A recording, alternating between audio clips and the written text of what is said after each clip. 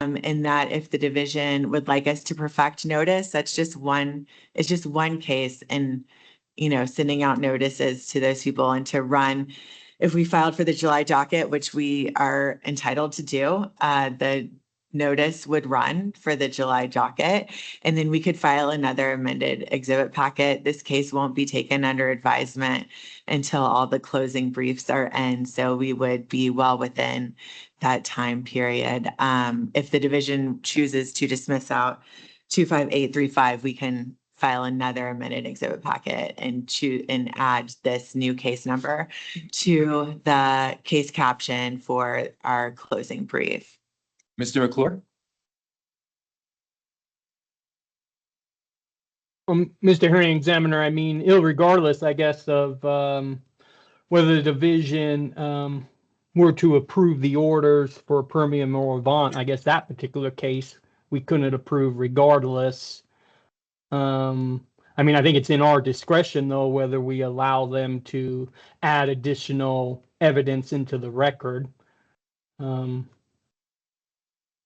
I think I'm concerned for the same reasons that you are, I guess, in regards to whether we would allow Avant to do the same if it had been Avant's notice that was insufficient, I guess. Can I address? Mr. Hearing Examiner, may I address Ms. McLean's points? Sure. There needs to be an end to this contested hearing, and we need to move on. And I feel like if the idea that they can submit a brand new application at this point for the July docket is putting form above substance, they had an opportunity to correct, and it was clear from the record that that was a requirement to move forward. And they did not take that opportunity.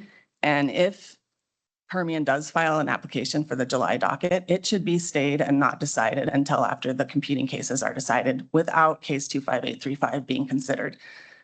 It would not be fair to Avant or to the adjudicative process to allow parties to continually have requirements placed on them for a contested hearing and then have the evidentiary basis change because someone didn't comply with the division's requirements. There would be no end to contested hearings. So I respectfully request that the division stay with its initial determination of not allowing Permian to move forward with case 25835, that it be dismissed, and if they refile, that it be stayed pending the outcome of the contested hearing as without the 25835 case. Thank you. And you can include that in your closing argument as well. Thank you. Hopefully I will not need to, because hopefully 25835 will be dismissed by then. All right. Ms. McLean, I know that you have more to say about this, but we have a full docket and we need to move on at this point. We have a July 14th closing argument deadline. We need to set a page limit. I was thinking somewhere between 10 and 15 pages with citations to the record for any point you are making, and you must address the 7 criteria laid out by the commission that we decide these compulsory pooling checklists. Do the parties have a preference on 10 or 15 pages? I have a question about whether it will include findings of fact and conclusions of law. Mr. McClure, do you want that or not? I don't need that. Okay, no, it's just a closing argument. Then 10 pages Okay. is probably fine. I mean, Ms. we do McLean? have a number of cases, so if Ms. McLean is leaning towards 15, I wouldn't have a problem with that just because of the number of cases. Ms. McLean, it's up to you, 10 or 15? 15. 15, done. All right, Ms. McLean wants 15. We're going with 15 pages, July 14. Last but not least, Mr. McClure, have you received the information from both parties that you wanted? That is correct, Mr. Hearing Examiner. I have. Wonderful. I mean, And did either party have any objections to the other party's amended exhibit packets? No objections. Okay, None from excellent. Permian Resources. All right, then we will take those cases under advisement, and we are off the record in all of those cases. Thank you. Okay, now we're going to move on to Taprock Operating. There are two cases, 25886, 25887. Entries, please. Jacob Everhart with Beatty Wozniak, New Mexico, representing applicant Taprock Operating in case numbers 25886 and 25887. Thank you, Mr. Eberhard. Dana Mr. Hardy with Governor, Hardy this is McLean. James Barrett with Bating Wozniak, also representing Taprock with Jacob. Thank you. And Dana Hardy with Hardy McLean on behalf of COG Operating. Thank you, Ms. Hardy. Thank you, Mr. Barrett. Okay, and Ms. Hardy, your position on these two cases? We are just monitoring these cases. All right, thank you. Mr. Everhart? Yes, sir. So in both cases, Taprock is requesting a 320 acre more or less standard horizontal spacing unit in both applications. In 25886, it's going to be comprised of the west half of the east half of sections 18, 19, Township 26 South, Range 26 East, Eddy County, and that will be comprised of the Coors Fed COM 153H well. In case number 25887, it's also a 320 acre more or less standard HSU comprised of the east half of sections 18 and 19, Township 26 South, Range 26 East, and that will be comprised of the Coors FedCom 154H well. For both cases, the exhibit packets was filed on May 28th of 2026 and contains CPAC. Exhibit B is the proposed notice of hearing filed on January 14th of this year. Exhibit C is the affidavit of senior landman Erica Shoemaker. Ms. Shoemaker has previously testified before the division, and her qualifications have been accepted by the division and made a matter of record. Exhibit C1 through C6 are the standard suite of land exhibits. Exhibit D is the affidavit of VP of Geoscience, Mr. Matt Jones, who has previously testified before the division, and his qualifications have been accepted and made a matter of record. Exhibits D1 through D5 are the standard suite of geology exhibits. Exhibit E is a notice, the affidavit showing notice letters were mailed on January 14th, 2026, and also proof of publication in Carlsbad, Current Argus on January 20th, 2026. And with that, Mr. Examiner, I'd like to request that the exhibits be admitted into the record and the matters be taken under advisement. Exhibits admitted without exception. Mr. McClure, I believe you and I both agreed these two cases can be taken under advisement. That's correct, Mr. Hearing Examiner. Mr. Fordyce had reviewed their amended exhibit packets. All right, perfect. Well, thank you, Mr. Eberhart. We're off the record in those two cases. Okay, let's move on to Avant Operating. This is 259, 56, and 57. Entries, please.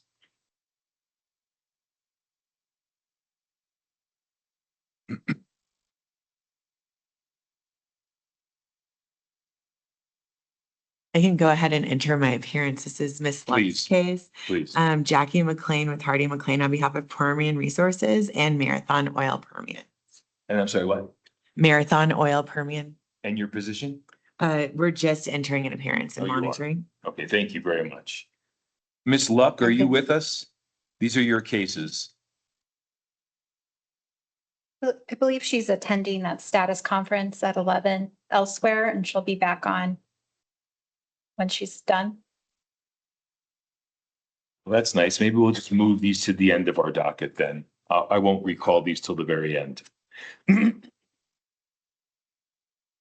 All right, let's move on to Coterra Energy 26106. Good morning, everyone. Dina Bennett on behalf of Coterra Energy Operating LLC. Thank you. I don't believe there's any other parties. There are no other parties. Go right ahead. In this case, Coterra is seeking approval of a non-standard unit and compulsory pooling. And it's for a Bone Spring unit located in the east half of sections 15, 22, and 27, Township 19 South, Range 33 East. And in our exhibit packet, we submitted the usual suite of exhibits, a self-affirmed declaration by Trey Robertson, Coterra's landman who's previously testified and been qualified before the division, and also a self-affirmed declaration from Josh Day, the geologist, and Mr. Day has not yet been qualified before the division, but his information does include his resume. And then I included, of course, my self-affirmed statement showing that notice was timely mailed and timely published. Fingers crossed on that one. Looking forward to a discussion about it. But in any event, publication is not necessary, which I can explain later if there is a question about it. And one of the things I did want to point out about this particular application is that originally when I filed the application, Coterra was seeking to dedicate 9 wells to the unit, but Coterra has since changed its development plan is only seeking to dedicate 6 units or 6 wells to the unit. And so I'll be filing a notice of dismissal of the 3 wells. And that's indicated in Mr. Roberson's testimony. Thank you. And with that, I would ask that the exhibits in case number 26106 be admitted into the record and the case taken under advisement. All right, thank you. Exhibits admitted without exception. Mr. McClure. Mr. Hearing Examiner, I have questions for the landman. Thank you. And Mr. Roberson, I see is on screen for me anyway. I see you. That's Wait, Mr. this is Day. Mr. Should be here. Yes, just 1 second and we'll get you pinned on the screen. If your camera's on, It is, I can see him. you can see him? Yes, there he is. There he is. Okay, Mr. Roberson, would you please raise your right hand? Do you swear or affirm under penalty of perjury that the testimony you're about to give is the truth, the whole truth, nothing but the truth? Yes, I do. All right, thank you, sir. Would you spell your name? Yes, Trey Robertson, Trey, Robertson, Roberson. And this division has previously qualified you as an expert? That's correct. In what field? Petroleum land matters. All right, thank you. Mr. McClure.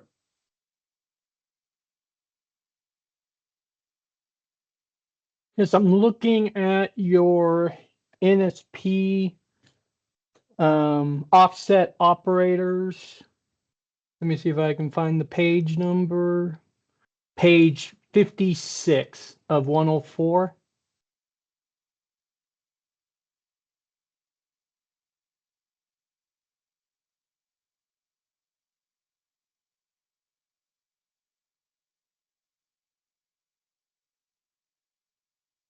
I'm just scrolling up through it on my end as well here. Mr. Robertson, do you see where it's referenced? Yeah, there we go. Towards the bottom of the page there for like track G. Do you see where I'm referring to? Yes. And you see where it references Coterra Energy Operating Company there? Yes, sir. Okay, who are the working interest owners for track G?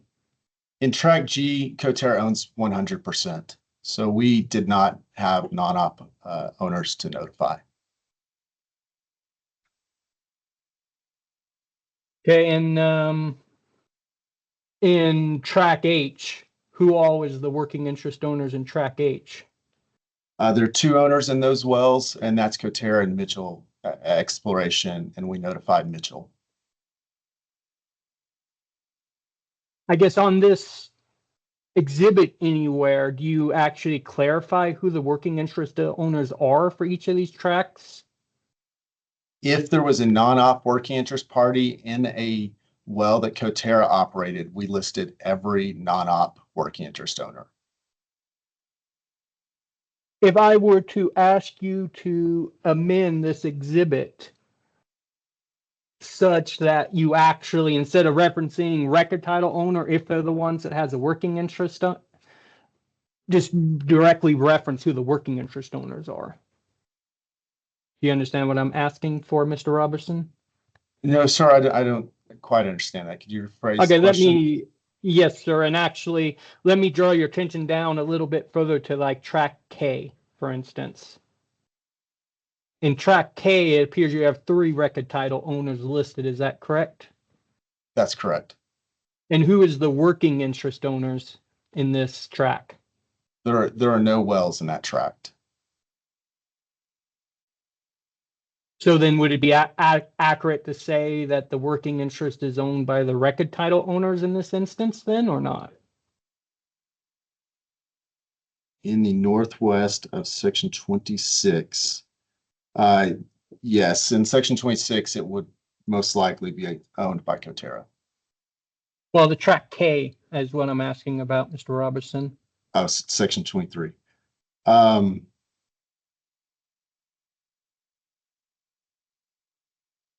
I'm unfamiliar with who the work interest would be in that tract.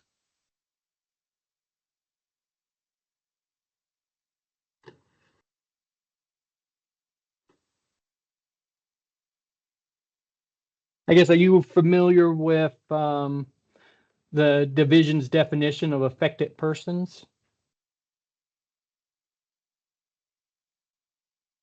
No, I may need the definition for that.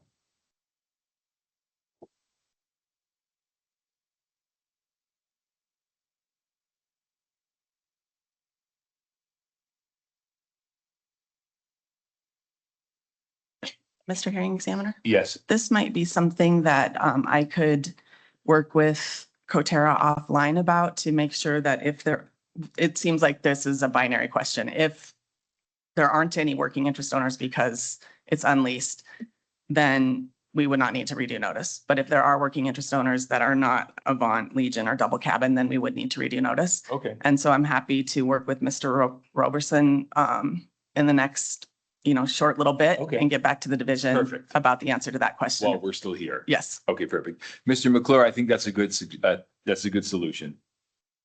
I agree, Mr. Hearing Examiner. And Ms. Bennett, right, who was the representative? Yes, that's who was Okay. talking, yes. Yeah, Ms. Bennett, also, if you could review the definition of affected persons and see what your opinion is of who would be required to provide notice if there are no operators of record or working interest, I guess. Yes, I'm familiar with it, but I'll review it with Okay. Mr. Robertson and make sure that we're on the same page there. Perfect. Anything else, Mr. McClure? Nothing else, Mr. Hearing Examiner? Okay, so we'll come back on the record on this case. We'll move this to the end of our docket.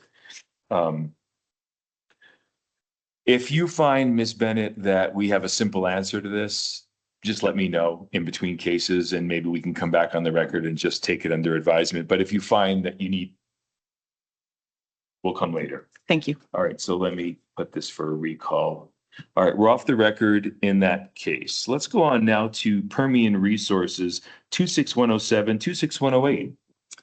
Jackie McLean on behalf of Permian Resources. And yesterday, Mewburn actually filed a notice of continuance for these cases. Before you continue, Ms. McLean, I'm aware of it, Okay. but I wanted to get all the issues of appearance first.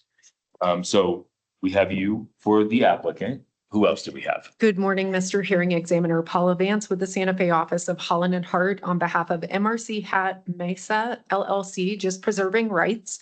And then as Ms. McLean was just updating the division, Mewburn and some of its entities. So Mewburn Energy Partners, 17 TAC ALP, Mewburn Oil Company, Mewburn Development Corporation, CWM 2000 TAC B Ltd, 3MG Corporation, and CWM 2000 TAC B 2 Ltd. And as Ms. McLean was just explaining, the parties are in negotiations. And so we came to an agreement to do a 1-month continuance. We filed on behalf of Permian. Those negotiations are going really well. And so, yes, we would hope that you will grant that continuance to the 7-9 docket. Thank you. Ms. McLean, when did you file these applications? They were filed, give me 1 second.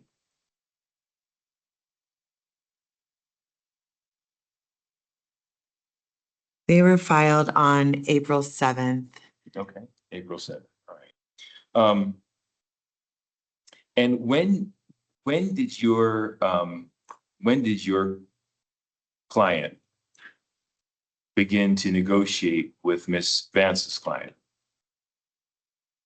I am not entirely sure. We heard yesterday that this is part of a much larger piece and a larger deal that they're negotiating. So that's why they wanted to continue the case. I believe it was sometime, I'm just looking at this, in before the May docket, because we had filed a motion. We filed a motion to continue at Right. that time, I remember. saying we need additional time. And then Ms. Vance yesterday reached out saying that we still need additional time. And that's why we had asked that they would file the continuance, since we had already done it once. So I don't know when these larger negotiations started, but this has been a part of it since April. So Ms. Vance, you filed this continuance on behalf of another party, which was confusing. But it's been done before. It's been done before. But it was confusing. But the division had already spent considerable amount of time reviewing these cases for today's docket. By continuing it at the last moment, the division spent not only a lot of resources reviewing cases that you're asking us not to hear today, but we've also bumped off other cases from the docket that could have proceeded today by affidavit. So that's why I didn't grant the continuance. I realize that parties are always negotiating constantly. However, Mr. McClure's review of these two cases is to take them under advisement. He's done a lot of work on these two cases. So if I don't grant these continuances and we take the cases under advisement, what happens? Well, let me just say, one, my understanding is that the conversation between the parties happened just recently to where they came to a point where they had this agreement that they would be open to continuing it, which was after the time that the hearing packets were filed. And as you pointed out, the parties negotiate all the time and they want to come to, I think a lot of parties are motivated to come to agreements rather than having to go to contested hearings, which takes a lot more time from the division than reviewing uncontested Are you cases. suggesting then that the agreement between your client and Ms. McLean's client would obviate the need for a compulsory pooling application? No, because I'm not saying that.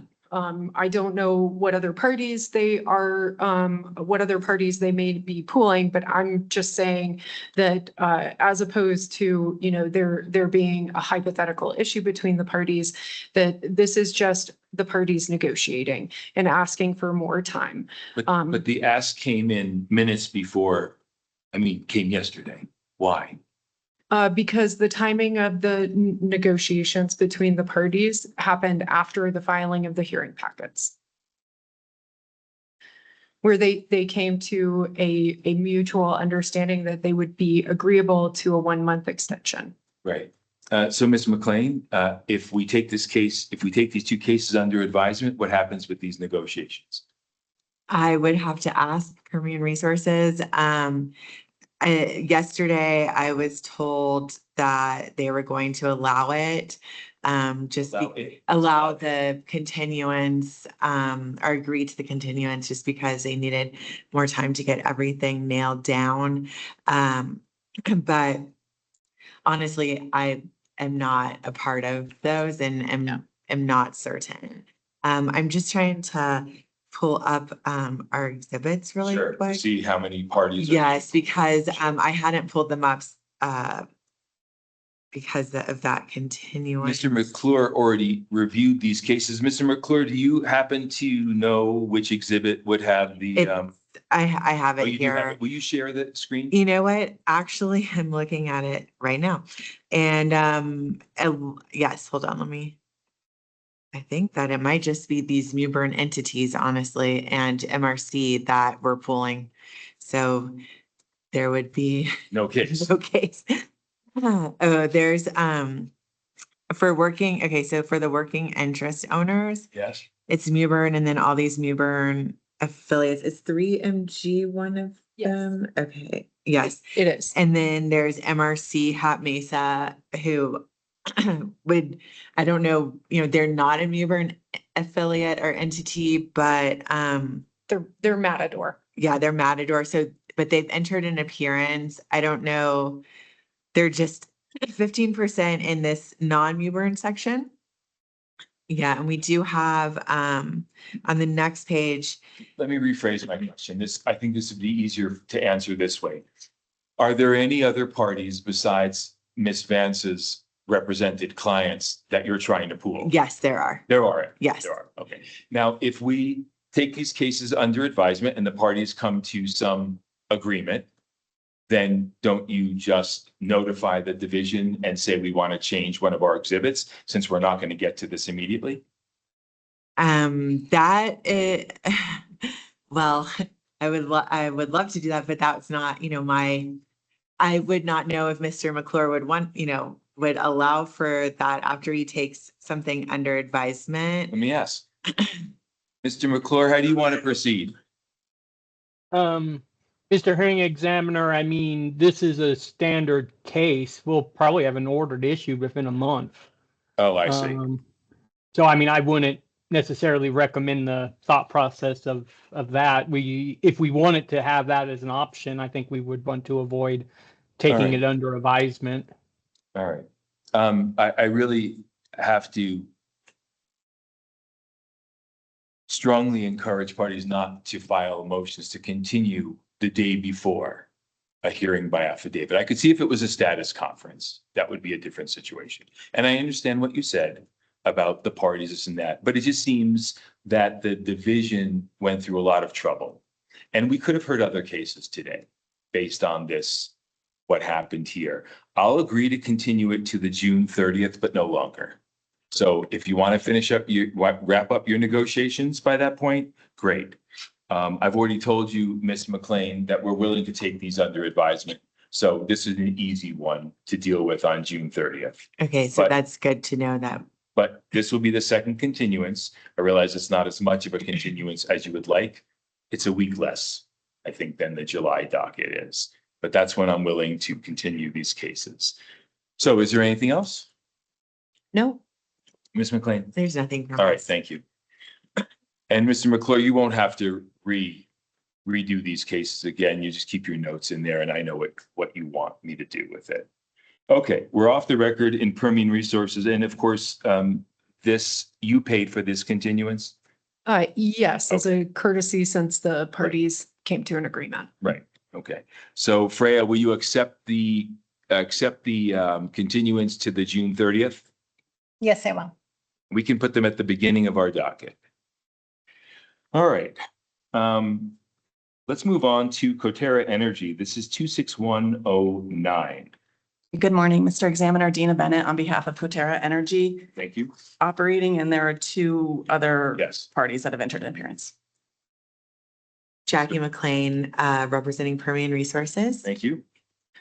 Good morning, Mr. Hearing Examiner Paula Vance with the Santa Fe office of Holland and Hart, representing COG operating. Thank And we're just preserving rights. Perfect. Thank you. And same with you, Ms. McLean. Same for Permian All right, thank you. Resources. Ms. Bennett? Thank you. So in case number 26109, Coterra seeks an order from the division approving a non-standard unit, cooling uncommitted mineral interest owners, and then to the extent necessary, approval of an overlapping spacing unit. This is a Bone Spring formation, and it's a Bone Spring unit that's composed of irregular lots and irregular sections, so I won't read the entire description. It's in the materials. We did include in the materials the usual suite of exhibits, the compulsory pooling checklist, the self-affirmed statement of Trey Robertson, who's previously testified, and his credentials have been accepted. The geology exhibits from Josh Day. He has not previously testified before the division. And then my self-affirmed statement of notice showing that notice was timely mailed and published. And I imagine there's going to be questions for the landman on this case as well. So, but with that, I would ask that the exhibits in case number 26109 be admitted into the record and we're available for questions. Admitted without exception. I'm sure Mr. McClure would like to question Mr. Robertson. So Mr. Robertson, are you with us? Yes, sir. Thank you. I remind you, you're still under oath. This makes that Okay. easy. Mr. McClure. Yes, Mr. Robertson, I have pretty much the exact same questions as everybody's predicting. I'm looking at page 81 of 135. For instance, I'm looking at track A on that page.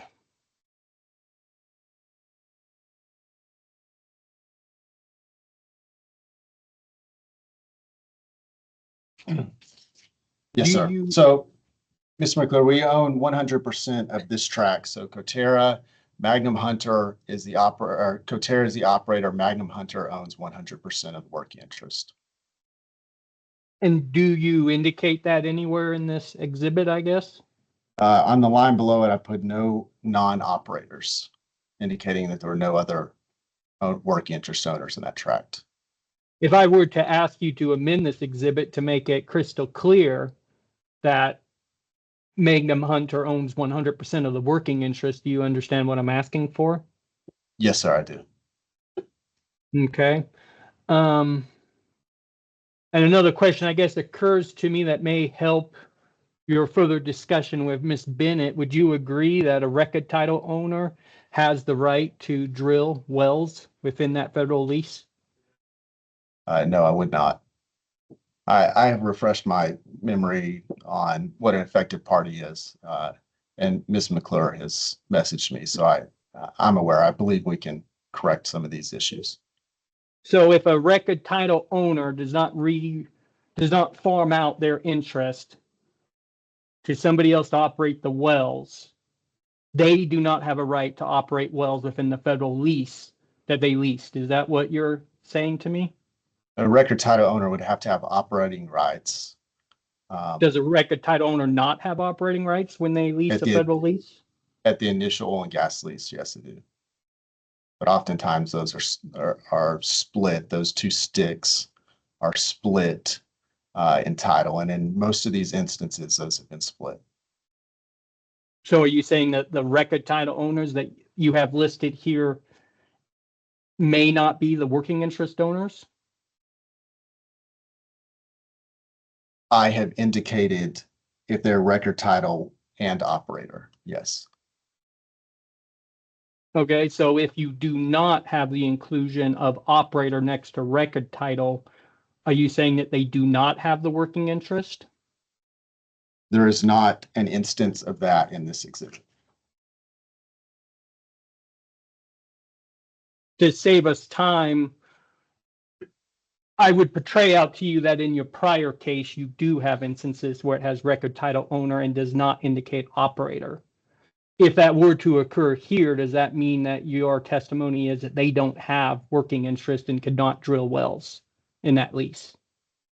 So on my prior exhibit, in abundance of caution, I had listed the operator that I knew of record in the county records, as well as the record title to cover all the interest. In track K, I did miss one instance, which I can correct. I have title on that, and I can have that corrected today. Okay, well, we'll discuss it when we reopen that case, I guess. Irregardless of the list that we have in this exhibit A9, in my request for you to amend it to make clear on the working interest owners, what would that change in this exhibit? The only change would be in tract A, and I would indicate that Magnum Hunter owns 100% of the working interest.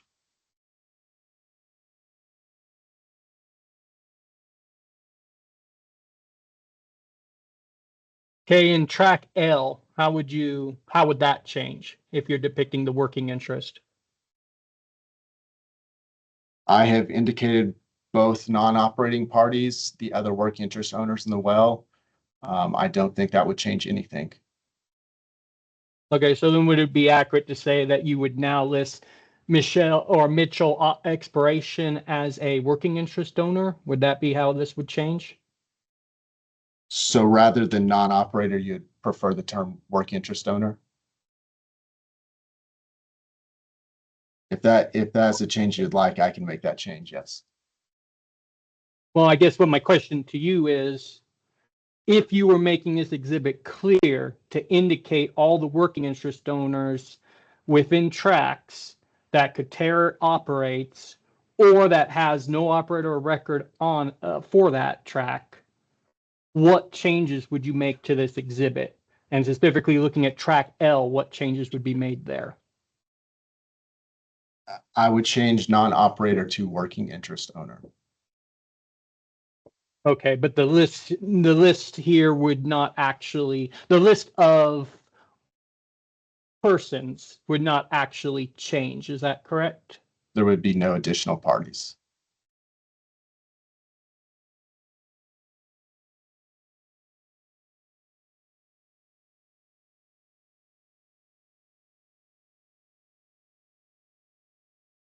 Mr. Hearing Examiner, I don't have any further questions here.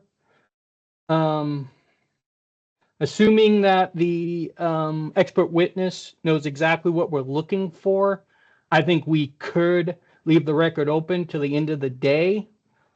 But just noting that if there's any mistakes or if we don't get what we're looking for, this case would then be dismissed.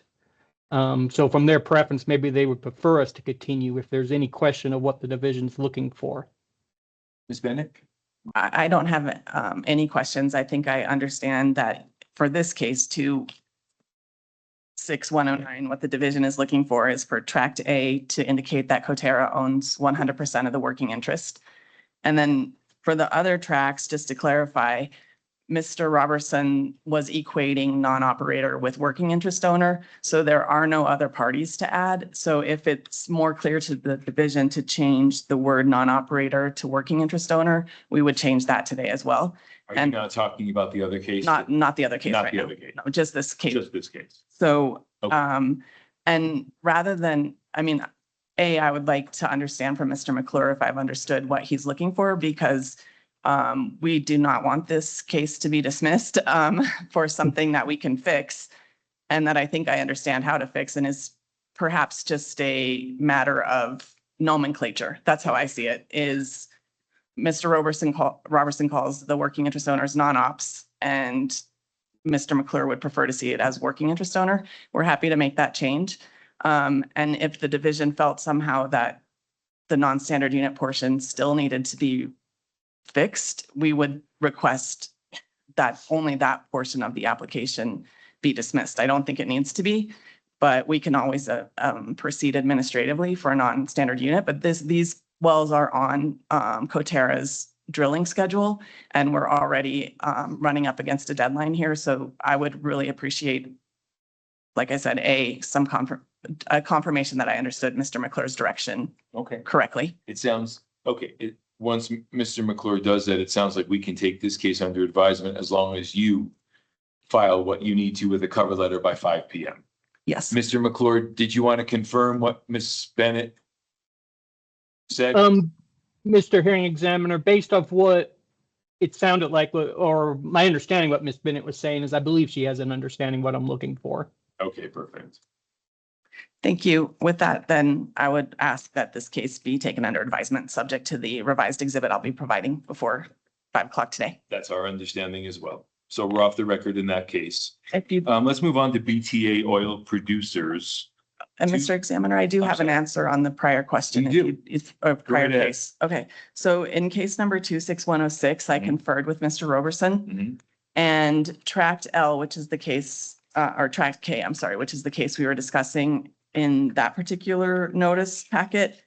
The working interest is split between Coterra 85% and an entity called TW,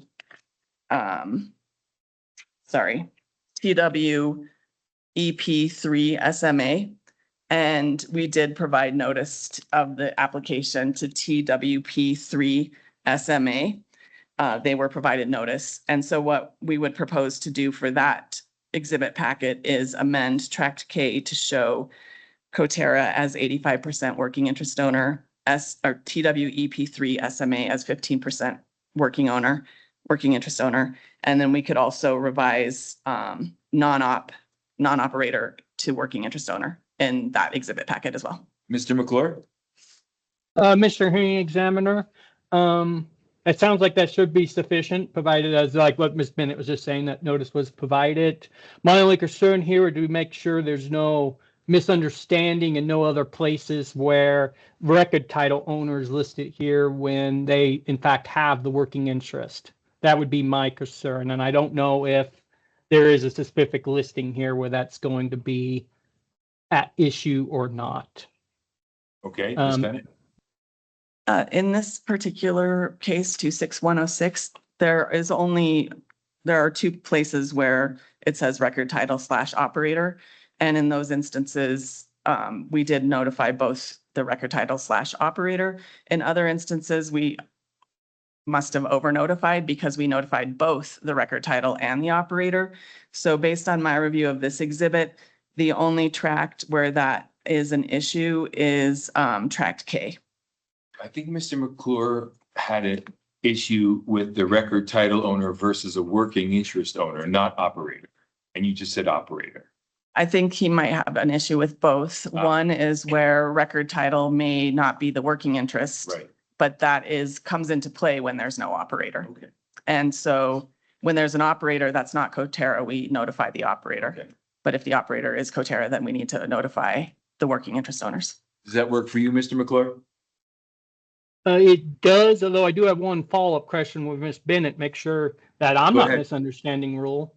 Sure, Ms. go ahead. Bennett, are you in disagreement that affected persons would include the record title owner if there are no working interest owners that they were farmed out to? No, if there's no working interest owner, then the only party to notify is record title. Okay, so then there- you're in agreement that if there's no Yes. working interest owners, we do need to notify the record title owner, correct? Yes, that's our Okay, fallback position. If we can't find an operator, can't find working interest owners, then the only publicly available information would be record title owners at that point in reality and under the rule. So, okay, yeah, Ms. that's my I'm sorry, Mr. Examiner, go ahead. So Ms. Bennett, it sounds like both cases can be taken under advisement because you're saying that by 5 o'clock today, you can file an amended exhibit packet to correct these issues with the cover letter? Yes. Okay. Then we're off the record in both those cases and we're not going to recall 26106. Thank you very much. I appreciate it. You're welcome. Let's move on to BTA Oil Producers. This is 26059. Dana Hardy with Hardy McLean on behalf of BTA Oil Producers LLC. Thank you. And there is one other I see party. Who's representing Cavan and Morgan? Oh, no, that is the council. I've never heard of them. Have you? They are in Albuquerque. Oh, they are? and they periodically appear for interest owners. Okay. Are they with us today? Apparently not. I'm gonna ask again, do we have anyone representing Realeza del Spear? If I'm pronouncing that properly. Anyone from Cavan and Morgan? Ms. Hardy, have you communicated with these people? They had requested a continuance from the last docket to reach an agreement. Okay. And so we did continue the Yeah. case to this docket. And so I believe an agreement was reached. So you don't think they're opposing this hearing by No. affidavit? No. Then go right ahead. Okay, thank you.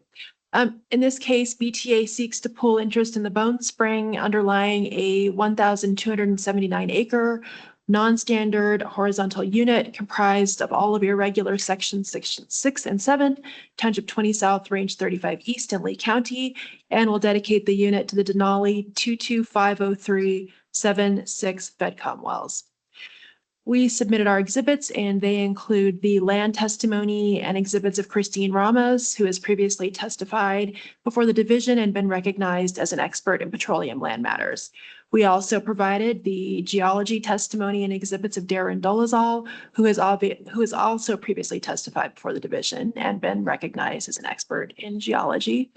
Our notice information shows that notice was timely sent on March 25th and April 2nd of 2026. And we also did timely publish on April 12th, 2026. So with that, I ask that the exhibits be admitted and that the case be taken under advisement.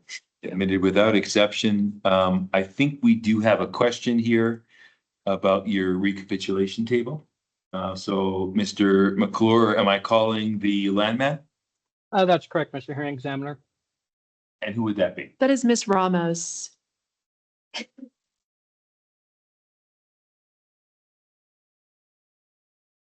See if she's, I'm here. Can you hear me?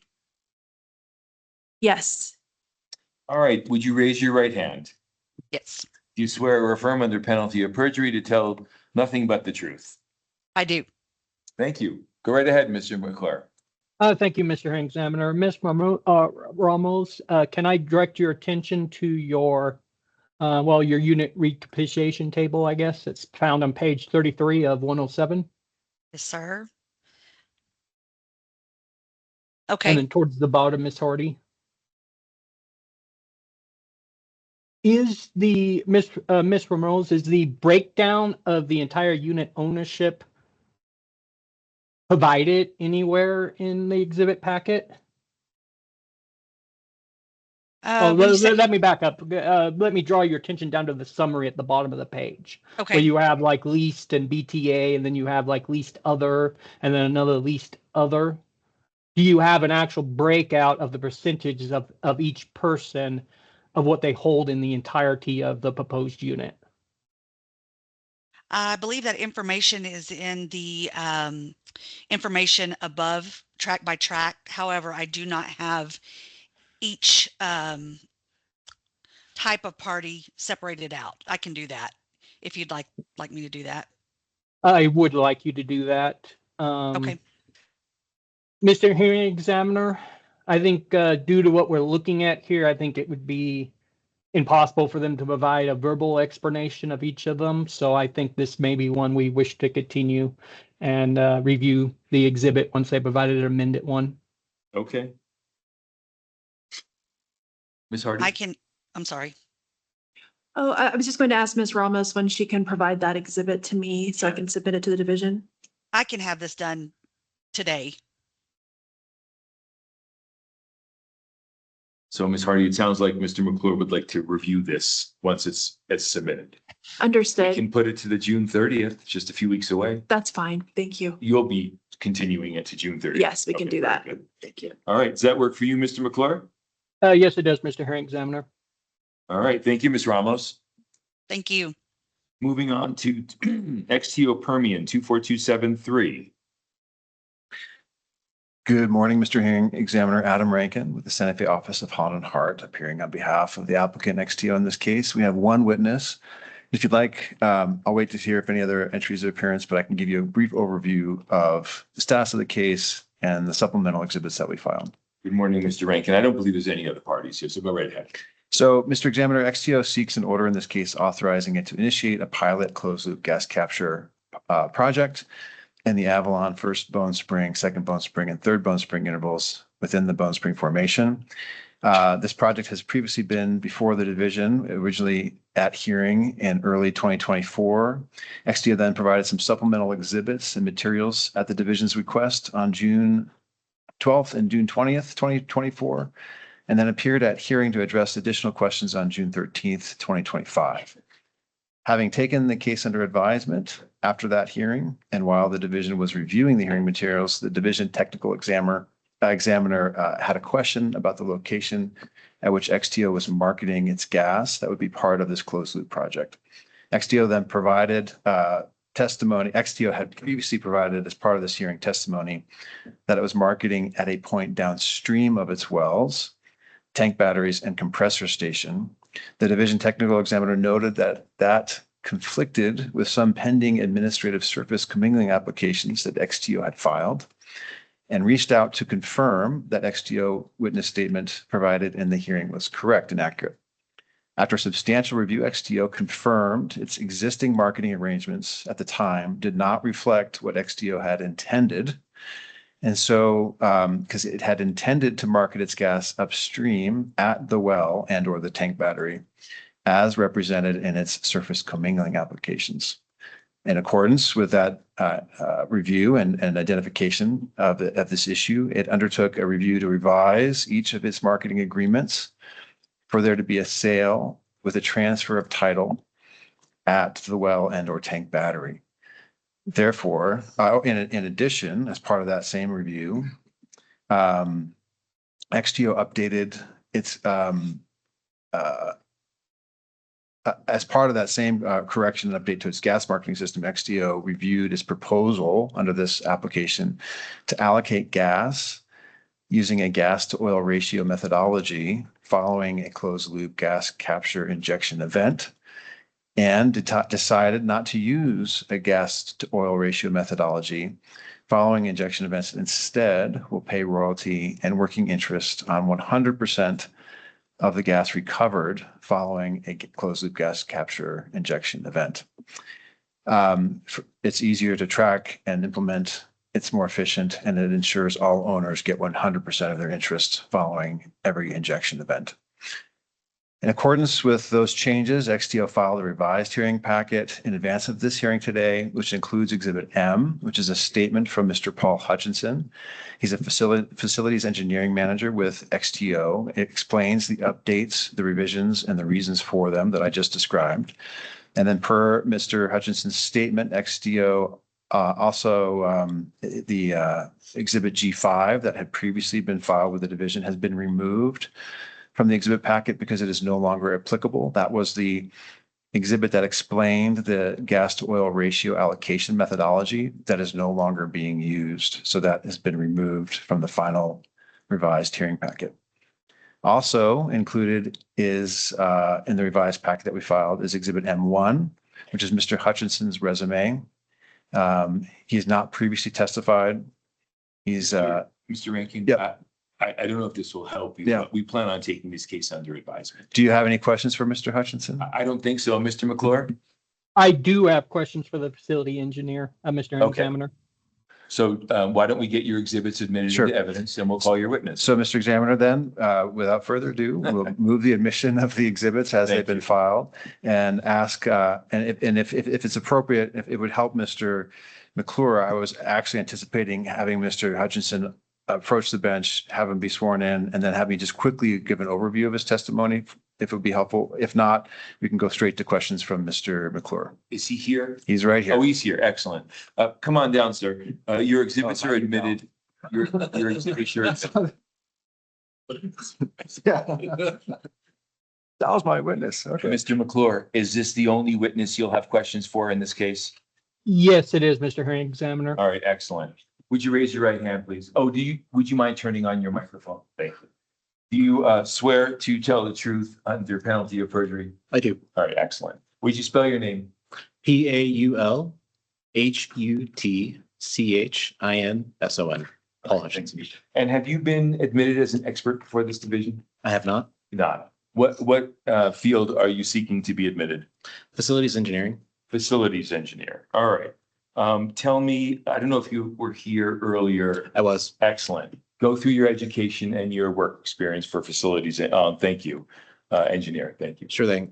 So I attended Auburn University from 2003 to 2008, graduated with a bachelor's in chemical engineering. After that, I joined ExxonMobil. I was a part of our IMTech division. I specialized for 2 years in evaluating flare systems. I then moved on to become a process designer, which is a kind of project support engineer, where we do the early project development. I then moved on to do a group lead role in managing other junior engineers in that field of safety relief, flares, safety valves. I was there for a few years, and then I graduated into, and it should be noted that though that experience from the safety facilities role to the process design to the safety facilities lead was all supporting refinery work. And then after that, I moved to a chemicals project where, again, I was a process designer. I followed that project from early concept select to front-end engineering design, detailed design, fabrication, and then startup support. That project was delivered in Corpus Christi, where I helped stand up the local projects group. So again, I was a group lead in that area of the company. And then I moved on to a supervisory role within that chemical plant, specializing in machinery and fixed equipment. That's good enough for me. Okay, yeah. Thank you. From here on in, you're recognized as an expert in that field. Okay. Mr. McClure.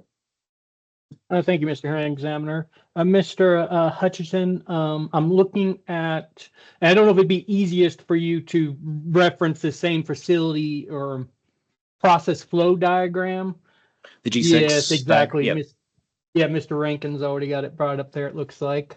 My only clarifying question I had, as far as like your gas lift during normal operations, where does that fit at on this diagram here? So the gas lift will come from similar sort of offtake as, and Mr. Rankin is showing it quite nicely. So it will come into the same sort of pathway, same pipeline, same flow as what's being shown here. There are separate meters on I guess, sorry, I'm getting ahead of myself. There are separate meters for gas lift operations versus the injection and that was to support the previous, I guess, accounting method that we are no longer following. I guess, would it be accurate then to say that your gas lift that you use during normal operations is owned by XTO Midstream then going forward? Is that correct?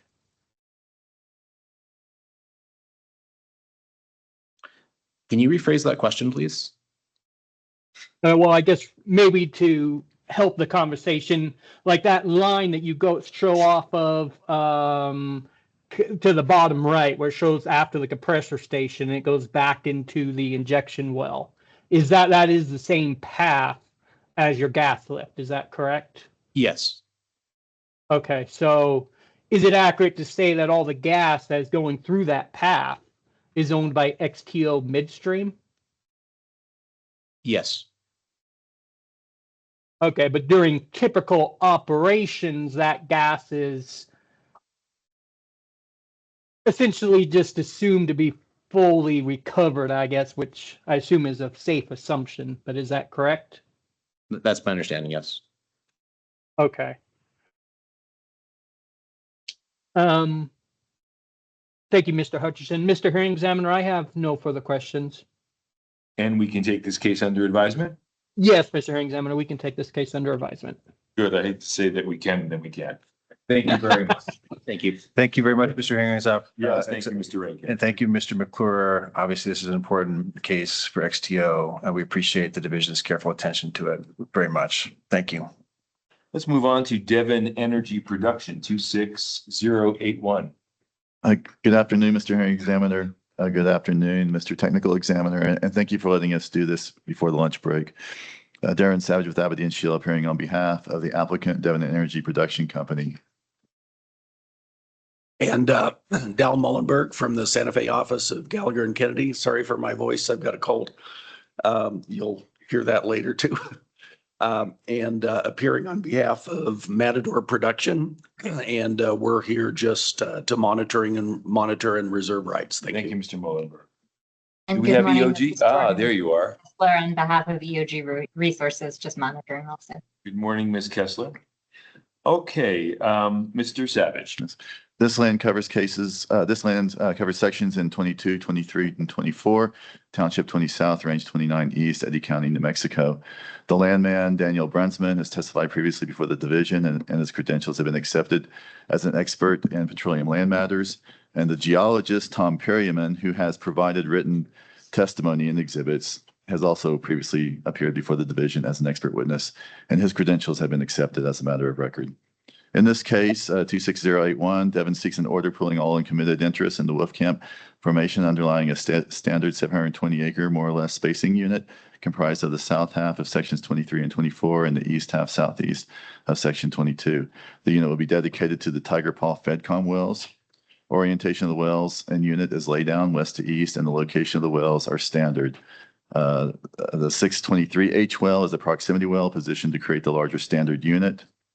Mr. Brunsman's Exhibit A includes all his standard landman exhibits, statement C-102, ownership breakdown, well proposal letter with AFE and chronology of contacts, and confirmation of notice.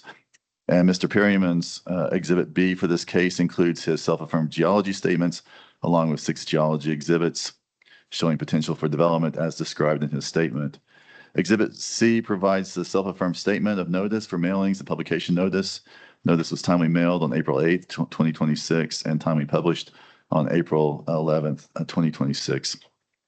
Mr. Examiner, at this time, I move that Exhibits A, B, and C and all sub-exhibits be admitted into the record for this case, and that the case be taken under advisement.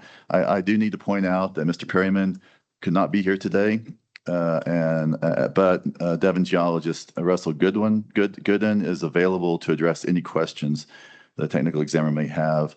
Mr. Gooden has testified previously before the division, and his credentials have also been accepted of record. Counsel and witnesses are available for any questions. Thank you, Mr. Savage. Exhibits admitted without exception. Mr. McClure, do you have any questions for any witness? Mr. Examiner, I do not have any questions for any witness. Wonderful. Mr. Savage's case can be taken under advisement. Thank you. Okay, we have two more cases that are yours, 26113, 26114, also Devon Energy. This Jackie Oh, McLean on excuse me. behalf of Devon. Thank you, Ms. McClain.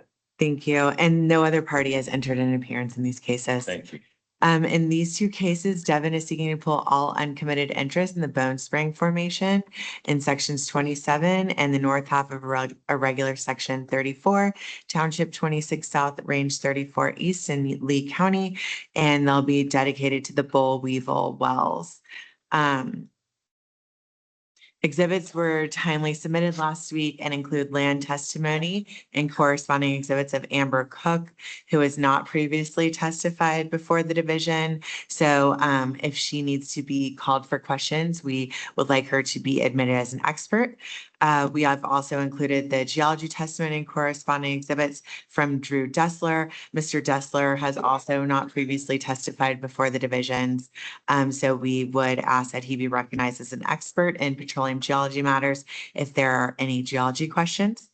Finally, we have included our notice testimony along with copies of the notice letter, which was timely sent to all interested parties on April 9th, 2026, along with an affidavit of publication from April 14th.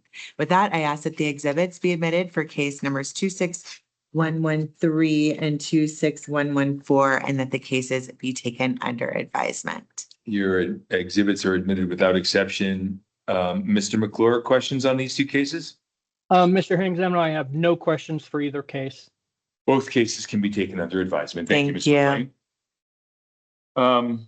What I'd like to try to do is we're going to have obviously a break. I don't think people really want to sit here through the lunch hour completely. Although I could keep going. I don't know how the parties feel, but we're going to have some cases. Let's see.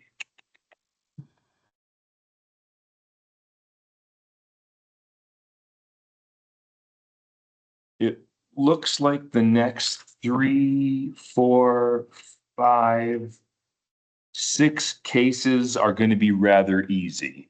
So why don't we keep going until the last 2 cases, and then we can come back after lunch for the last 2, if that works for folks. Unless you have unless the parties have another suggestion, I'm open to it. And Mr. Go Hearing ahead. Examiner, Yes, Ms. Luck. oh, sorry for missing you calling my cases earlier, but I just want to let you know that I was back. Thank you. All right, thank you, Ms. Luck. Ms. McLean. I was actually going to ask about that case as well, because you, Miss Luck's cases. Case number 25956 and 957, because you had said we were going to put those at the end, but maybe we could take those before the lunch break. If that helps you, I'm happy to do so. Any other suggestions from any other parties? I'm gonna email my client for Yeah. the Bobby B, but I think I'm not sure that I think they might be ready to go if we're gonna move quickly and would be maybe willing to stick You around. said Bobby B. Where is that? That's the second to last one. That's the unit, application for enduring. Oh, sure. Okay. I can email them very quickly and see if they're still online, if they want to go do the Okay. break. All right. Okay. You go ahead. All right. Let's keep going. Mr. Hearing Officer, I'm sorry. Just one Mullenberg. question. We'll be on after lunch. You will. So I was just curious if you had an idea as to what time you would Well, likely. we can make resume. it as short as, I mean, I can go upstairs and be back down in 15, 20 minutes if that helps you, or we can take longer. Really, it's up to you. We're more, should we go grab lunch and then head back probably as opposed to taking Why a don't brief you, break? is So that the only other case you're involved with? Is the last one? the very last one. Yeah. And that that's will- the that one will take some involving the time. division and the Correct. Apache's claims. Okay, very good. So Mr. Mullenberg, why don't we do this? The time is now 12:18. How about you're back at 1 o'clock? Does that work for you? I think we can make that work. Yeah. I mean, if you're a few minutes late, I'll understand. Got it. So I'll see you back here at 1 o'clock. Thank you very much. And there's some food right over there by Trader Joe's on Cordova, if you didn't know that already. Okay, Permian Resources. Looks like we have just one case. This is 26116. Yes, good afternoon, Mr. Hearing Examiner. Rayleigh Starnes with the Santa Fe office of Holland and Hart on behalf of Permian Resources Operating LLC. Good morning, Ms. Starnes. And I think there's no other appearances of this one. In this case, Permian Resources seeks a second extension of the drilling deadline under order R23221. That order pulled the uncommitted interest underlying a 640 acre horizontal well spacing unit in the Bone Spring Formation, comprised of the north half of Section 7, Township 22 South, Range 27 East, and the north half of Section 12, Township 22 South, Range 26 East. Because this is a second extension request, we did file a number of exhibits, including the extension application, the original pooling order, the self-affirmed statement of the landman, Daniel Corey, who has previously been admitted as an expert in the field of petroleum land matters. The self-affirmed statement of notice showing that notice was timely sent on April 17th of 2026, and the affidavit of publication showing notice was published on April 18th of 2026. So if there are no other questions, we would ask that the exhibits be admitted into the record and the case be taken under advisement. Exhibits admitted without exception. Mr. McClure, I believe you have questions for the landman? Yes, I do, Mr. Hearing Examiner. Call your landman. Okay, Mr. Corey.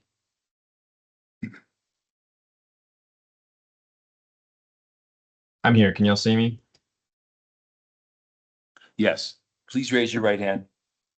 Do you swear or affirm under penalty of perjury the testimony you're about to give is the truth, the whole truth, nothing but the truth? I do. Spell your name.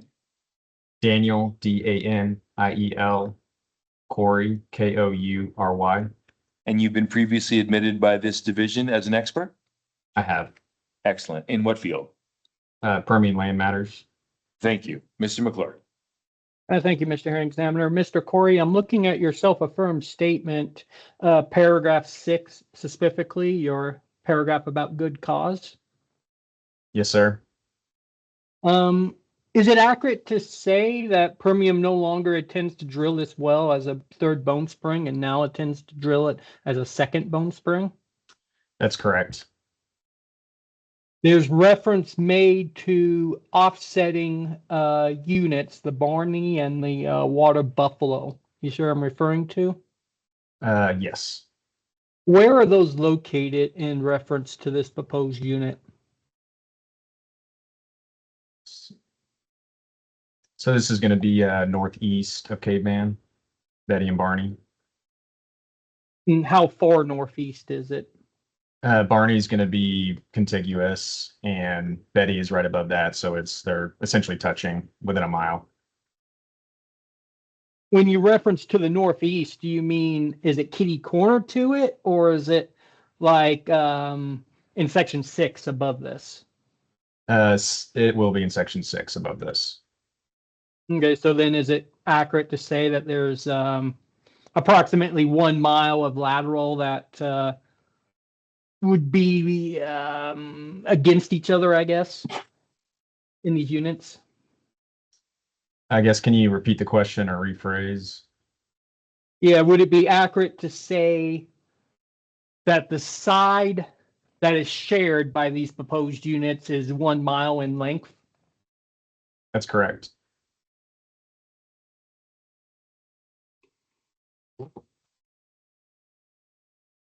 In regards to the placement of the wells in section 6, how far is that from the section line? I would say we don't have the answer to that yet. We don't have, I guess, the plan laterals nailed down yet. So I don't think I could give an accurate answer to that yet. Do you not have the, does Permian have that area pooled already then or not? We do as to the Wolf Camp, but not as to the Bone Spring. All right, so Permian intends to drill in there, but do you currently have the rights to drill these wells then? In Betty Barney or Caveman? In the wells in section 6, I'm assuming that's Barney or Water Buffalo, whichever one the other one you're referring to was. So as far as Betty Barney, we don't as to the Bone Spring. We'll have to repool those, but we do have the rights as to the Wolf Camp. With that in mind, do you believe you'll be able to make this May 2027 schedule then? I believe we can, yes.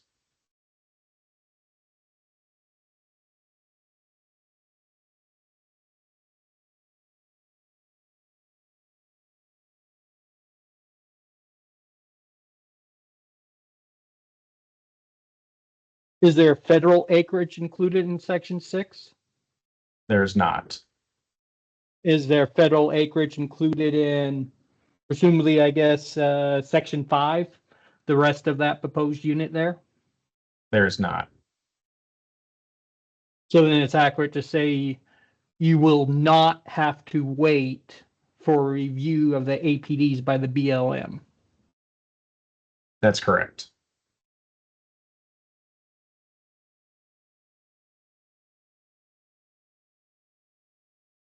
Is it accurate to say that none of these wells are currently upon Permian's rig schedule, though? I don't believe so, but we will have them scheduled in Q1 or Q2 of next year very soon in 2027.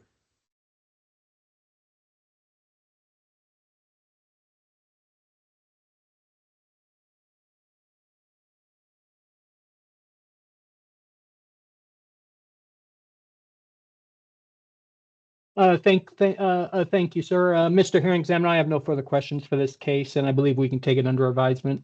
All right, thank you, Mr. McClure. We'll take this case under advisement, Ms. Starnes. Moving on to Occidental Permian 26127, 26128. Yes, good afternoon, Mr. Hearing Examiner, Rayleigh Starnes with the Santa Fe Office of Holland and Hart on behalf of Occidental Permian Limited Partnership. I believe we have EOG as well. Yes. Hi there. I believe it's good afternoon now, Mr. Examiner. Jordan Yes, it Kessler is. On behalf of EOG with monitoring. Thank you, Ms. Kessler. Go right ahead, Ms. Starnes. Okay, in these consolidated cases, Oxy seeks an order pooling all of the uncommitted interest underlying 320-acre spacing units in the upper and lower Wolfcamp formations comprised of the east half of Section 29 and Township 23 South, Range 32 East, Lee County, New Mexico. Starnes, Yes. we plan on taking these under advisement, so make it very brief. Okay, perfect. In support of our applications, we've included all of our usual suite of exhibits. And if there are no questions, we would ask that these cases be taken under advisement. We admit all your exhibits without exception, and the cases are taken under advisement. Thank you. Before I forget Ms. Luck's cases, because Ms. McLean has reminded me of them, let's go back to Avant Operating 259, 56, and 57.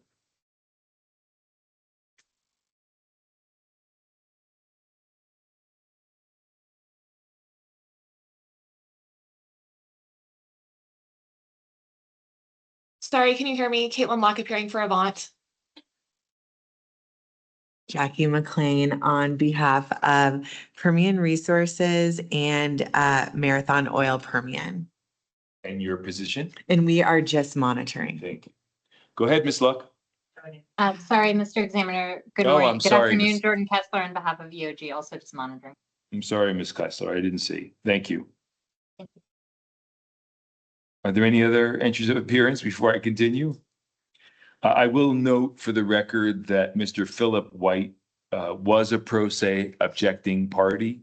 I know that he did not show during the hearing that we conducted. When was that hearing, Ms. Luck? On April 28th. There we go. And so why don't you proceed, Ms. Luck? Why are we back? Yeah, so at the conclusion of the hearing, the technical examiner requested certain changes to the exhibits. Those amended exhibits were submitted for both cases, and it's my understanding the technical examiner, Mr. Fordyce, did review those prior to this hearing. And so with that, I would request that the cases both be taken under advisement. You're right, Ms. Luck. He did it. He did review them, and these cases can be taken under advisement. And I am admitting the exhibits into evidence at this time. So thank you. Okay, we're off the record in those two cases. Let's see what we have next. It looks like We have three more cases that we may take under advisement if the corrections can be made by 5 p.m. And these are Coterra Energy cases 26-140-4142. Good morning, Mr. Holliday. Good morning, Mr. Hearing Examiner Ben Holliday, appearing on behalf of the applicant. Thank you. And Mr. Examiner, Dana Hardy with Hardy McLean on behalf of COG Operating. Thank you. And your position? We are just monitoring these Thank you. cases. And Mr. Hearing Examiner Caitlin Luck appearing for WR Non-Op 2 LLC and no objection, just monitoring. Thank you. Good afternoon, Mr. Hearing Examiner Paula Vance with the Santa Fe Office of Holland and Hart on behalf of Service Permian Land Fund 1 LLC and Service Rockmount Permian Land Fund LLC. We are only in two of the cases, which are 26141 and 26142. We are just preserving rights, and I was just communicating with Mr. Holliday to clarify some questions I had about the pooling exhibit, and he's done that. So thank you. Thank you. Mr. Holliday. Thank you, Mr. Examiner. Okay, so in these three related cases, they cover all of sections 13, 24, 25, and 36 in 19 South, 35 East in Lee County. They're separated into three separate cases, but they correspond to three adjacent horizontal spacing units. In 26140, Coterra seeks to pull the Bone Spring under a 1,280 acre standard horizontal spacing unit comprised of the west half of sections 13, 24, and 13, 24, 25, and 36. This west half unit will be dedicated to the Sun Statecom 221H well, which is the defining well for proximity track purposes. In 26141, Coterra seeks to pull again the Bone Spring underlying a 640 acre standard horizontal spacing unit comprised of the west half, east half of the four sections. This unit will be dedicated to the Sun State Com 223H well. And then finally, we have case number 26142, in which Coterra seeks to pool the Bone Spring underlying a 640 acre standard horizontal spacing unit comprised of the east half of the four sections. This unit will be dedicated to the Sun FedCom 224H. So turning to the exhibits, we have provided the self-affirmed statements of landman Blair Nutter and geologist Stacy Frey. Ms. Frey has previously testified before the division and been recognized as an expert in petroleum geology. And she's available if the technical examiner has any questions. The landman, Ms. Nutter, has not testified before the division and will need to get her qualified as an expert in petroleum land matters. So turning to the exhibits, we just have the normal suite of exhibits. Exhibit A, those are our land exhibits. If they're the normal suite of exhibits, you don't have to list them. Okay, perfect. We'll admit your exhibits without exception. Mr. McClure, do you have questions for, is it Mr. Holliday or the landman? Mr. Hearing Examiner, I have guidance for Mr. Holliday, but no questions. Shoot. Mr. Holliday, just to make sure we're on the same page, do you have your CPACs in front of you? Specifically, I'm looking at case 26140. Which one, sir? 26140 will probably be the best one to show you. Let me scroll to the top there. Yes, sir, I have it. Okay, and you see down where it has the description of your spacing unit? Yes. Included in there is range 26 east, when I believe you meant to include range 35 east. You see what I'm referring to? Yes, sir. And then the reason I called out this case specifically is, in addition to there, it appears that this same error is also duplicated under your proximity tracks field. Do you see where I'm referring to? Yes, that would have been a copy and paste. Yes, sir. Mm-hmm. And if I were to ask you to correct all your CPACs for every instance of this, do you understand what I'm asking for? Yes, sir. Okay, thank you, Mr. Holliday. Mr. Hearing Examiner, that was everything I had for these three cases. So it sounds like if the CPACs are corrected by 5 p.m. today, we can take them under advisement? That is correct, Mr. Hearing Examiner. All right, thank you. Mr. Holliday, can you do that? Absolutely, thank you. Please include a cover letter. Yes, sir. Okay. We're off the record in these three cases. Looks like we have one more before lunch, 26181 Enduring Resources. Yes, we are ready to move now. Wonderful. Good afternoon, Mr. Hearing Examiner, Mr. McClure, Paula Vance with the Santa Fe Office of Holland and Hart on behalf of the applicant Enduring Resources LLC. I don't believe that there are any other parties in this Agreed. case. Okay. So in case number 26181, Enduring is seeking approval from the division on their formation of their federal unit, which is the Bobby B unit. This unit consists of 16,774.6 acres of acreage, all in Township 23 North, Range 7 West, Township 24 North, Range 6 West, and Township 24 North, Range 7 West, and that's all in Rio Arriba County, New Mexico. We have our statement from our landman who is with us today, and he's already up and ready to answer questions. He has previously, his name is Travis Whittam, and he has previously testified before the division, and his credentials have been accepted as a matter of record. Now, I will tell you, we've included as a part as two sub-exhibits with his statement is an updated unit agreement and the attachments. I filed the application and then we, and Mr. Whittam can talk about this, but Enduring was asked by BLM to include an additional 80 acres. And so they did that. Our original application didn't have that 80 acres. I reached out to Freya, asked her to upload this corrected copy of the application, which we did. When? Which it was, I think it was the day after the filing deadline, whatever it was. I don't. Mr. McClure, have you had a chance to review that updated document? It's the only one in the case. The file. only one. Yeah, I caught it before Freya actually I understand. uploaded the application up to the Okay. case file. I'll assume the answer is yes, Mr. McClure. Go ahead, Ms. Vance. Yes. It's just that in the application, it references the 16,774, but the only unit agreement that we had at that time was referenced the 80 acres. So as a part of Mr. Whittam's statement, we have included that updated unit agreement and the attachments, along with the BLM logical designation letter and preliminary approval that is for the entirety of the acreage I just referenced. Now, also with us is our geologist, Matt Slowinski. Has not previously testified before the division, and so we have included a copy of his resume. Also, we have included a structure map and stratigraphic cross sections that are a part of that are for the entirety of that acreage I referenced.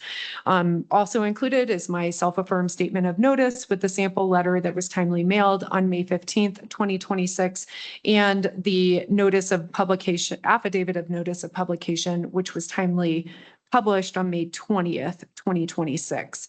I did reach out to Mr. McClure this, I think yesterday evening. I sent you an email regarding the notice, and I CC'd you as well, Mr. Hearing Examiner. So I'm happy to answer any questions about that. But we have our two witnesses available and ready to answer questions. All right. So we'll accept your exhibits without exception into evidence. And Mr. McClure, who do you have questions for? The landman, Mr. Hearing Examiner.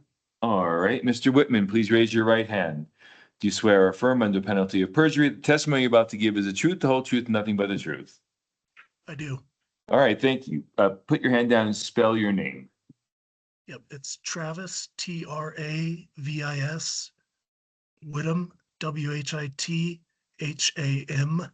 All right. And you've been previously admitted as an expert before this division? Yes, I have. In what field? Petroleum land. Mr. McClure, go ahead. Thank you, Mr. Hearing Examiner. Mr. Whitman, I'm looking at your self-affirmed statement on page 102 of 220. Yep. Specifically, I'm looking at paragraph 15 that references notice. Yes. The notice, the application that you're referencing here is the application that includes the additional 80 acres. Is that correct? So no, we didn't have, when we initially sent this out, we didn't have that additional 80 acres included. So we're gonna, and I think Paula mentioned this, but we are going to notify all parties about the additional 80 acres. Maybe I can I- missed. Can I jump in really quick? I'd rather let these questions go and then we'll get back to you. Keep going, Mr. McClure.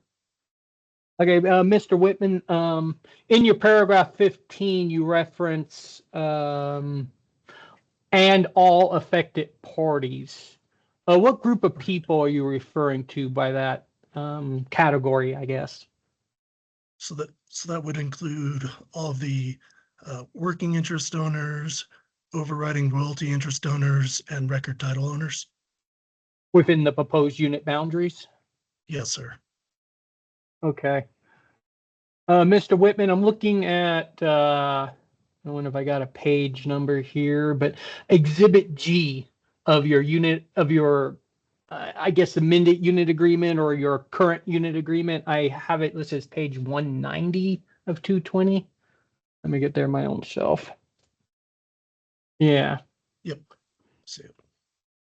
Okay. If I were to ask you to provide me with, I mean, clearly we're not, it would be a supplemental exhibit because this is a part of your unit agreement. So I don't want this altered. But if I were to ask for a supplemental exhibit that provided this same list of wells, except configured differently, and when I provide that, what I would like to see is like your first column, have your API like you have it here, except instead of structuring it as like the BLM system, if we could include that as like the 30-039 dash and then the 5 digits. Do you understand what I'm asking for there?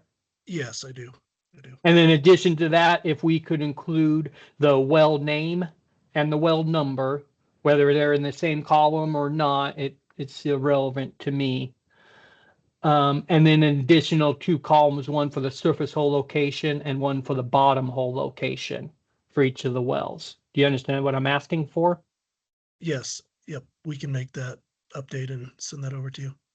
Okay, and in addition to submitting that as a supplemental exhibit with your exhibit packet, if you could also provide via an email to the engineering email an Excel copy of that list.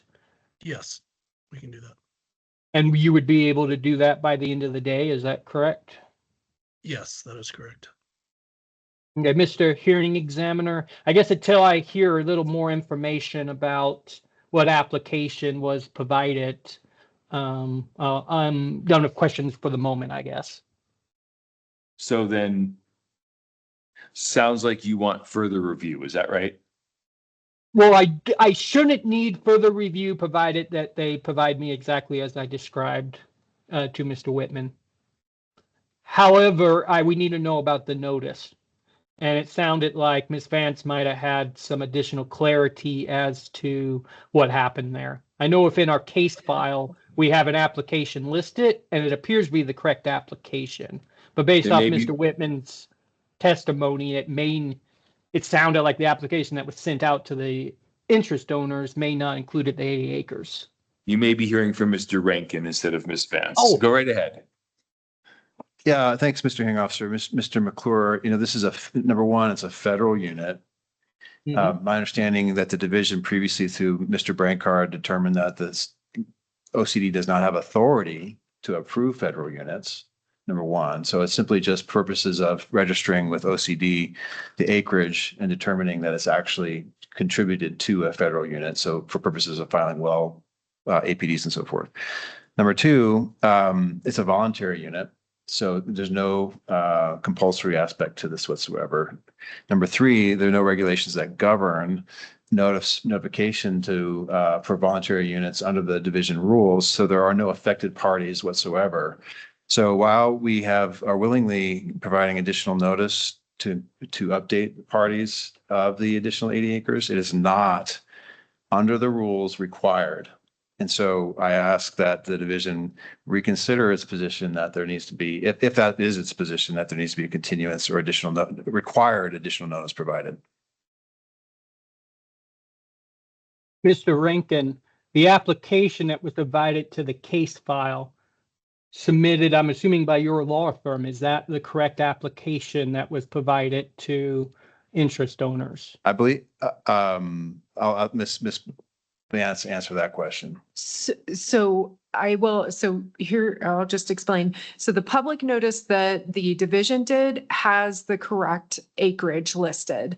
Unfortunately, the application that went out with the notice from us had the acreage that was less the 80 acres.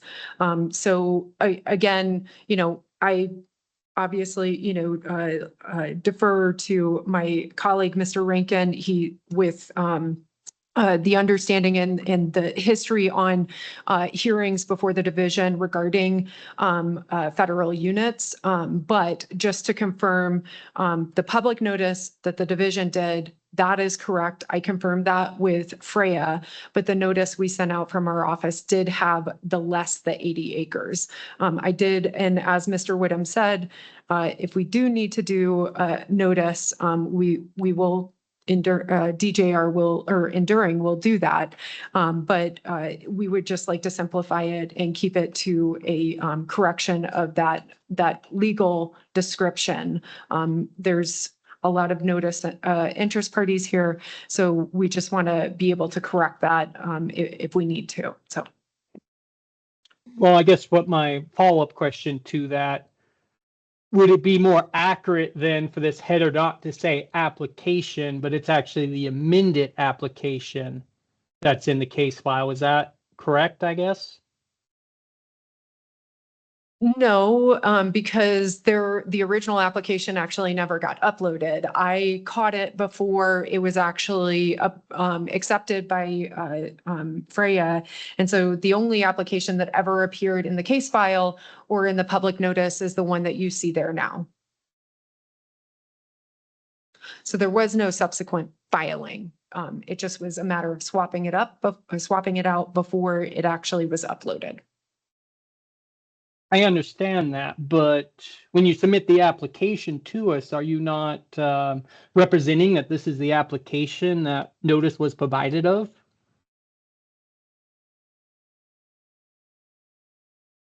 I mean, I'm not saying that. Yes, that is what we're representing. There was a lot of moving parts, I guess you could say. And so that was the notice that went out that was less than 80 acres. Well, I guess well, it hasn't went out yet, right? Because you have the notice information for the first application is what's in our exhibit packet, correct? Can you restate the question? I'm confused. You have notice information included within the exhibit packet. Correct. That notice information is for the application that's missing 80 acres. Is that correct? Correct. Okay, so I guess to try to move this along, the only thing I'm asking is if it would be appropriate for you to upload this application again, however you want to go about it, as an amended application rather than the initial application. Is that not an accurate statement? I can change the head. I can change the heading on it. I caught it before it was uploaded to the case file, so we just treated it as an initial filing.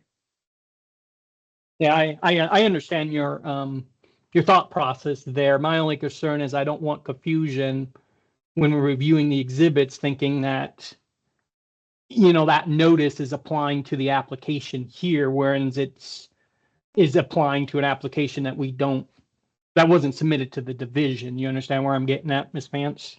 That's fine. We can definitely, if that would be the preference, to have the original application, and I will change the heading on the application that is currently on the case file for it to say amended application. We can do that. But again, to my colleague's point, he went through a number of reasons why, hopefully maybe we don't have to redo the notice and we can just move forward with just providing the supplement that you've asked for from Mr. Whittem. Well, towards that end, I know the division at some point will need to have a meeting and an understanding with the BLM and the state land office to determine what they see the division's role as here. And as such, I don't necessarily foresee an order going out right away. If one of those entities is waiting on an order for this, then it may behoove you to reconduct notice.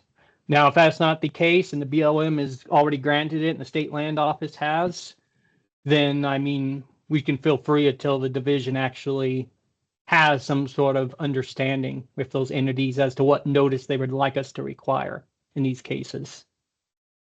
I believe Mr. Whittem could probably talk about the status of the approval with BLM and SLO.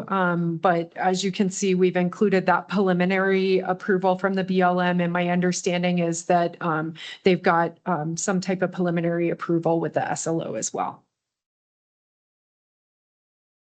Well, if that's the case, Ms. Vance, and that's on your side, what you want to do, we can either take the case under advisement with the record left open, or with the record left open till the end of the day, and then take it under advisement for the application, amended application change, and then that supplemental exhibit that I requested of Mr. Whitman. Otherwise, if you feel that you need an order right away from the division, then we may want to continue the case for you to provide additional notice. Can I take a very short break just to talk with my client very quick? I think I know the answer, but I'd like to just talk with him. If I can take maybe just a 5-minute break? We need to be back in this room in 10 minutes and none of us have eaten lunch. Oh my goodness. So what I would propose is, why don't, if you want to wait here, you're fine, but let us go and take a quick break and then we'll come back on the record as close to 1 o'clock as possible. We're going to go ahead and continue in perfect notice. Okay, all right. Yeah. So Mr. McClure, you heard? Yes, I did, Mr. Hearing Examiner. And as such, I guess they have more time to get all that stuff submitted because clearly they'll be submitting the new notice as well. Mr. Rankin, when do you think this case can be heard? I think, well, we were hoping to do the June 30th. Okay. We were hoping to do the June Yes. 30th. I think that we can probably, I was working with Mr. Whittem to get the notice out Yes. by as soon as possible. So if we could go with the June 30th, I think we should be ready by then. Okay, yeah. You continue to June 30th. We'll make sure it stays on the docket. Is there anything else? No. No, good. Miss Bennett, you're still here. Just enjoying. Oh, enjoying the back and forth? Yes. Well, we're gonna have to take a little break with that. We'll be back on the record. Freya, Freya, are you able to leave the recording going so that you don't have to come back down as close to 1 o'clock? That way you can take a little bit longer lunch. I'll be here at 1. Okay. Mr. McClure, are you the technical examiner for this? No, I don't think. Do we have a tech? No, Mr. Smith. Excellent. Well, Mr. McClure, thank you for your participation. We're off the record.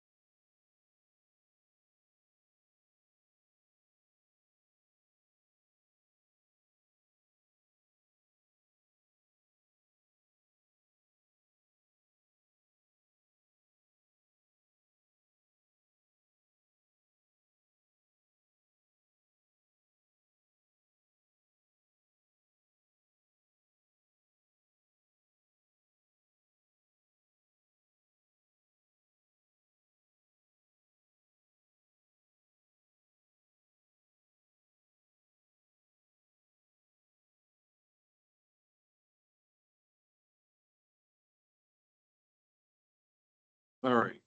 It is 1:11 PM, June 4th. We're back on the record. This is the last case of the docket. It is case number 26126, Apache Corporation and the Oil Conservation Division. Entries of appearance, please. Good afternoon, Mr. Hearing Examiner. Dalva Mullenberg from the Santa Fe office of Gallagher and Kennedy on behalf of Apache Corporation. And here with me is Serafina Saluha, also of the same firm. I see. Thank you very much. Would you say the name again? Serafina, Serafina, Saluha, Seluja. Thank you. I appreciate it. Good morning, Ms. Saluha. Good morning. Good afternoon, actually. Mr. Hall? Good afternoon, Mr. Hearing Examiner. It's off again. It's off? Unless it's, okay. It's now green. It's green. Looks Okay. good to me. Can you hear me? I can. Okay, great.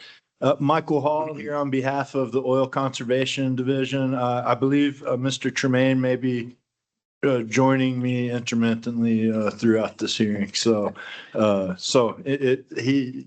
I'm announcing his appearance on his behalf at this time. Thank you. And we also have Mr. Smith. Mr. Smith, would you introduce yourself? Corey Smith with OCD, I'm the technical examiner today here in Albuquerque. All right. And you're ready to proceed, Mr. Smith? I am. All right. All right. So, Mr. Molenberg, what is the posture of the case? Thank you, Mr. Hearing Examiner. The posture of the case, and just for a brief explanation of the case, it's not the typical case that is heard here. And in fact, this one may be kind of a first time as far as I know. But this case comes under Part 30, that is 19.15.30 in MAC, which are the abatement rules. And in this instance, the Oil Conservation Division sent a notice to Apache Corporation requiring Apache to submit an abatement plan. And is this based on the OCD order? OCC order, I mean? Well, it's related to the OCD order in some respects, and we'll talk about that. And just to sort of briefly, I guess, give you a piece of that. In early 2025, the commission issued an order requiring Apache to conduct groundwater monitoring. So essentially where we're at is the groundwater monitoring wells were installed. They've been sampled. Lab analysis has been done.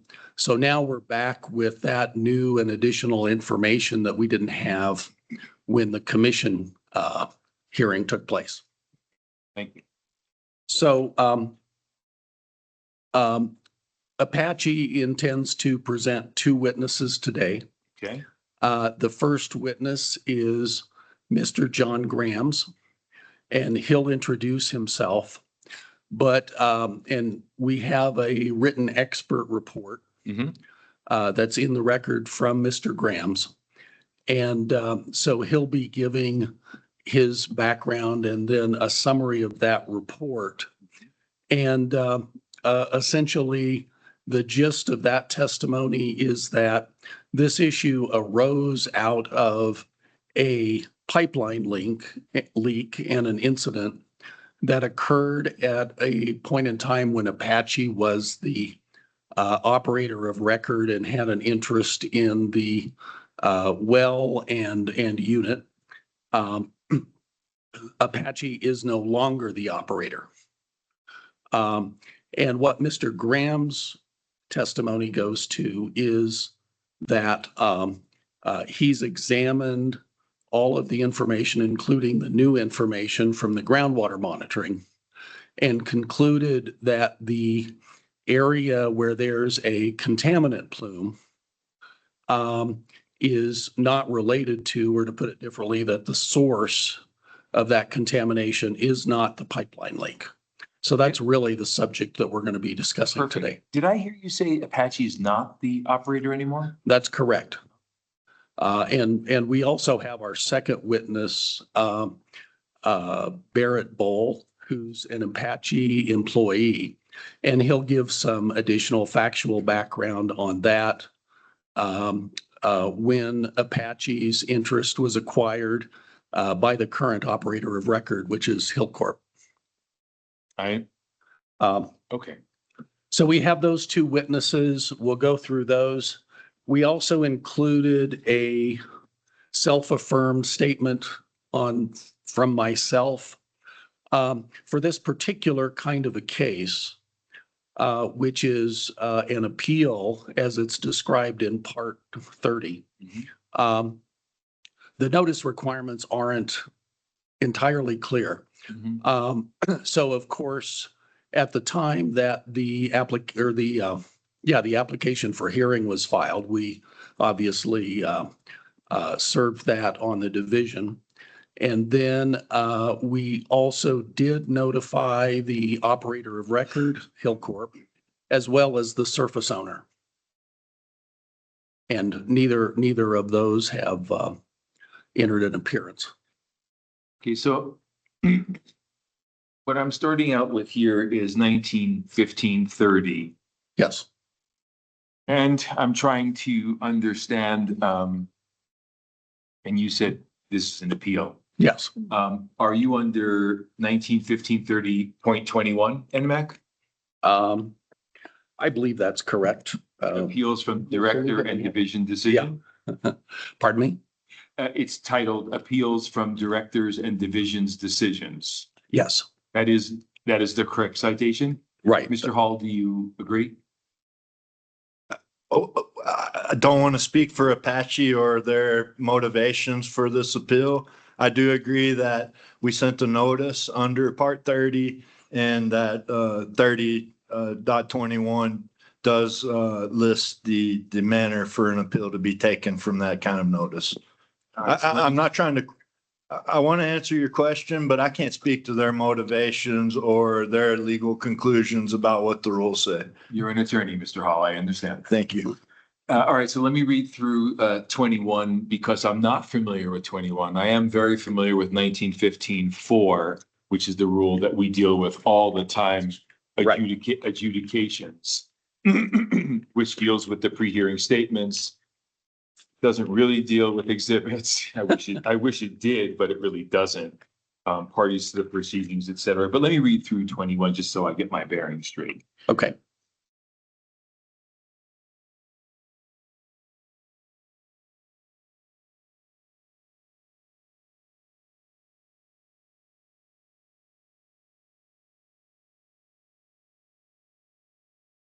Okay, so subsection B of 21. A says if the director does X, then B says a person who's participated in the action before the director and that the action listed in subsection A adversely affect that may file a petition requesting a hearing before the division examiner. The person shall make the petition in writing and file it with the division within 30 days after receiving notice and the director's action. Did you do that, Mr. Mullenberg?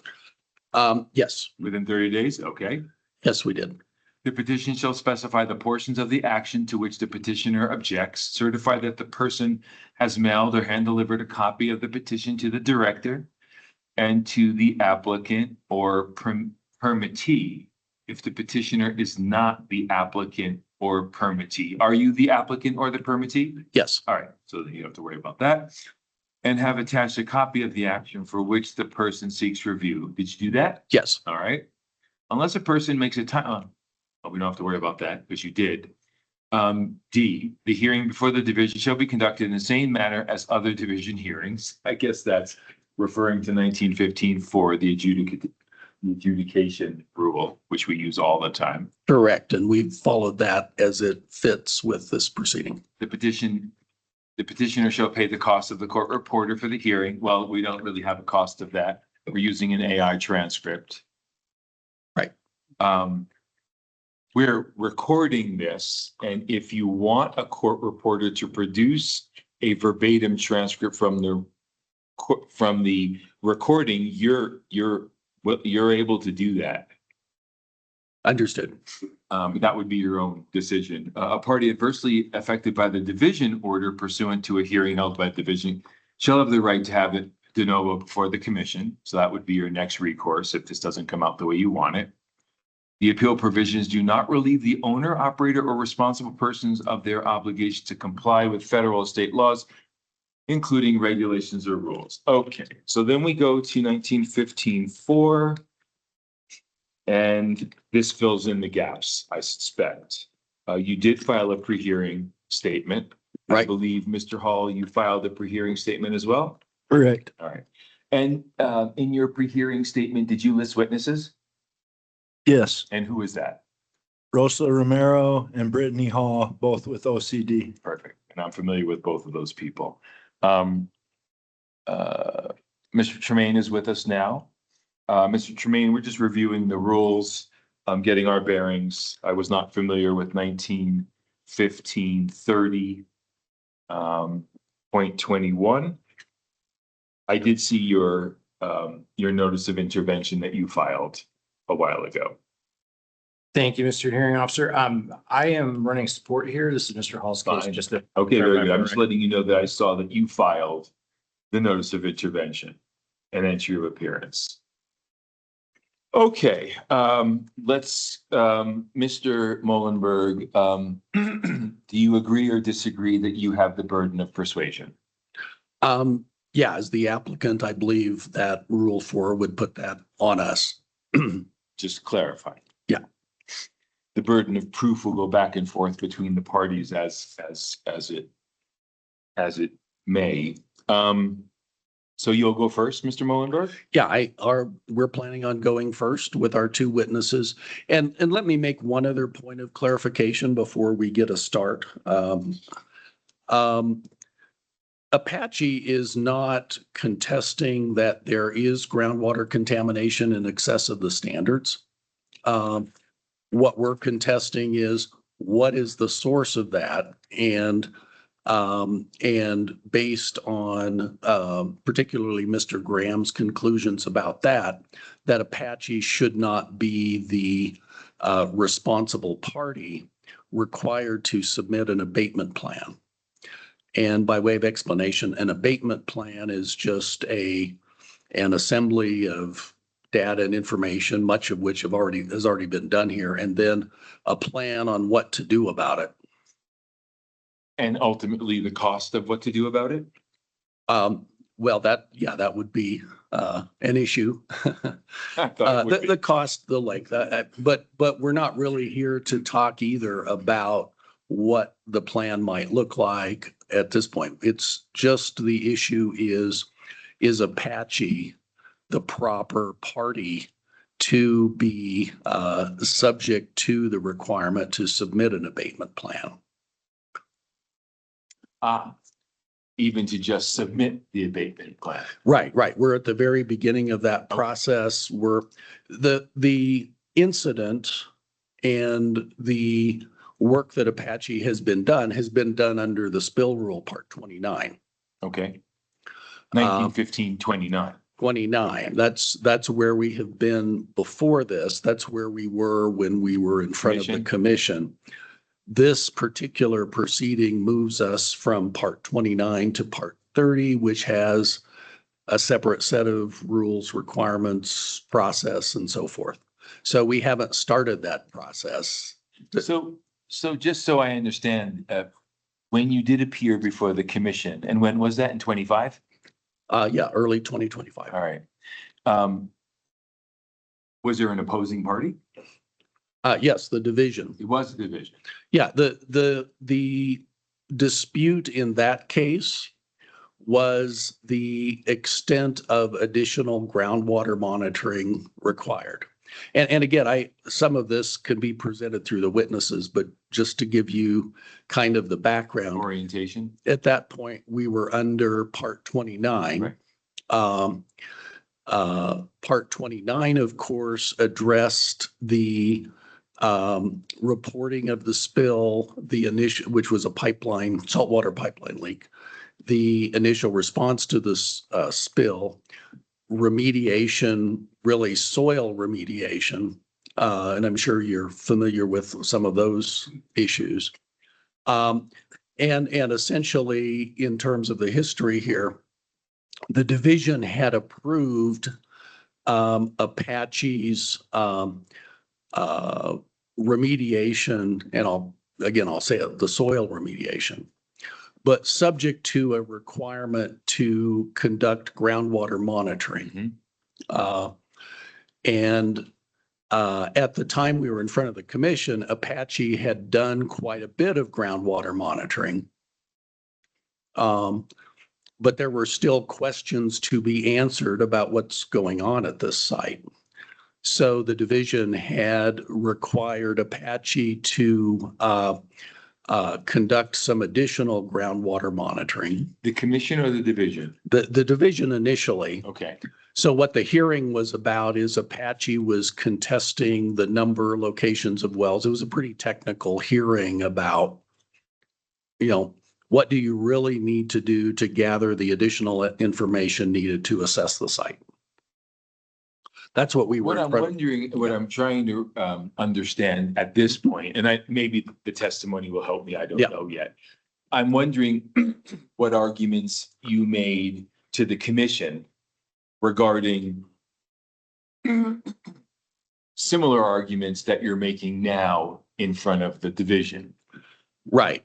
And at that point, when we were under Part 29, the predicate to Apache's responsibility was the pipeline leak that was reported and remediated. That Apache had operated. Right. Okay. So then it was a question of, okay, how much more information do you have to collect about what may or may not be going on as it related to the pipeline leak? Okay. So in other words, there was a pipeline spill of salt water.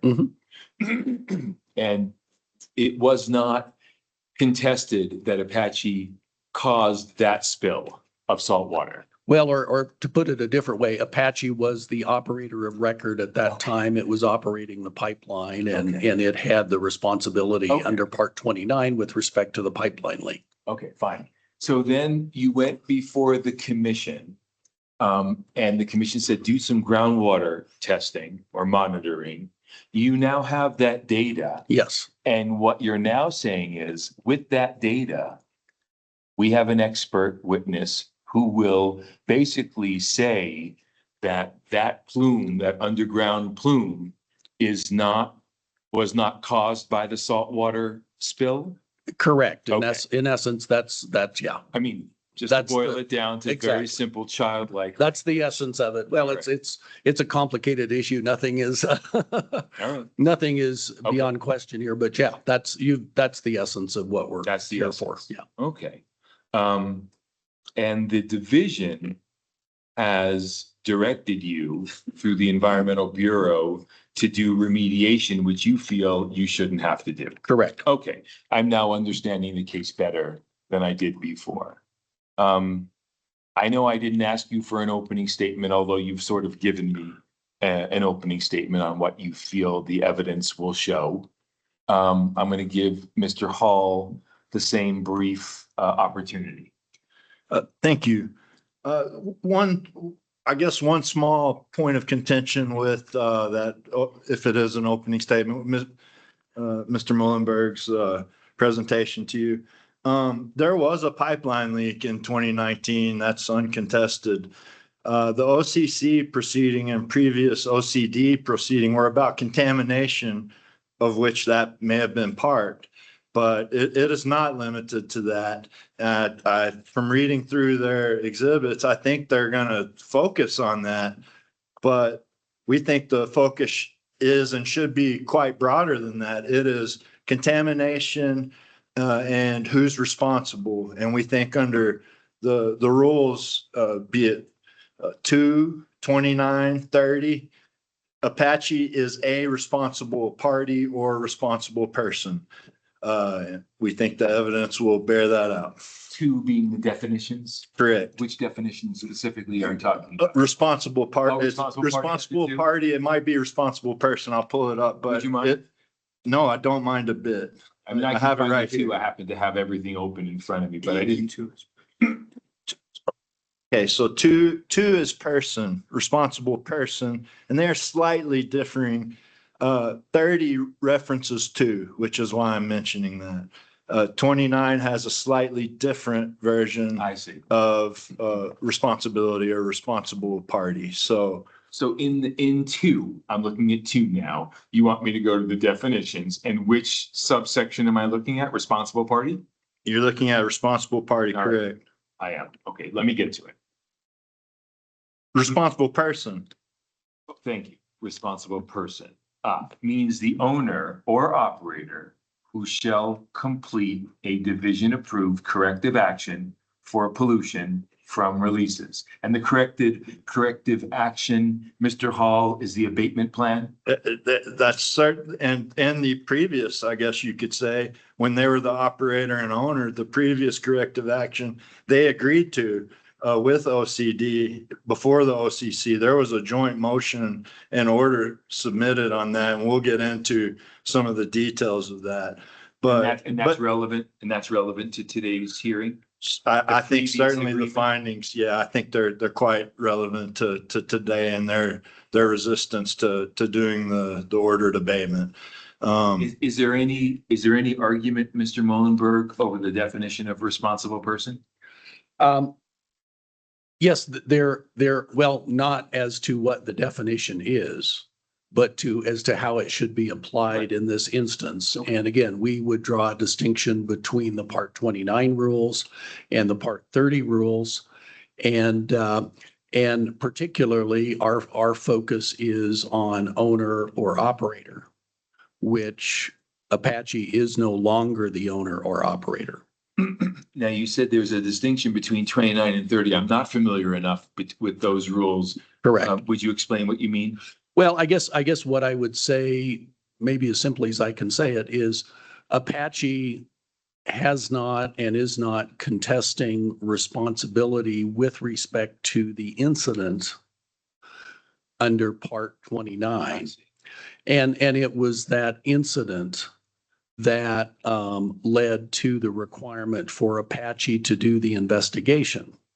When you move to Part 30, our contention is it's now a new issue or a new discussion as to who's responsible for abatement of groundwater contamination once you have the information from the investigation. And that's what Mr. Grams is going to talk about. So Mr. Hall brought up what was it, a stipulated agreement, Mr. Hall, between the OCD and Apache? It was a joint motion to modify the OCC's order, which was granted. And so there's an order from the OCC based upon the contested hearing.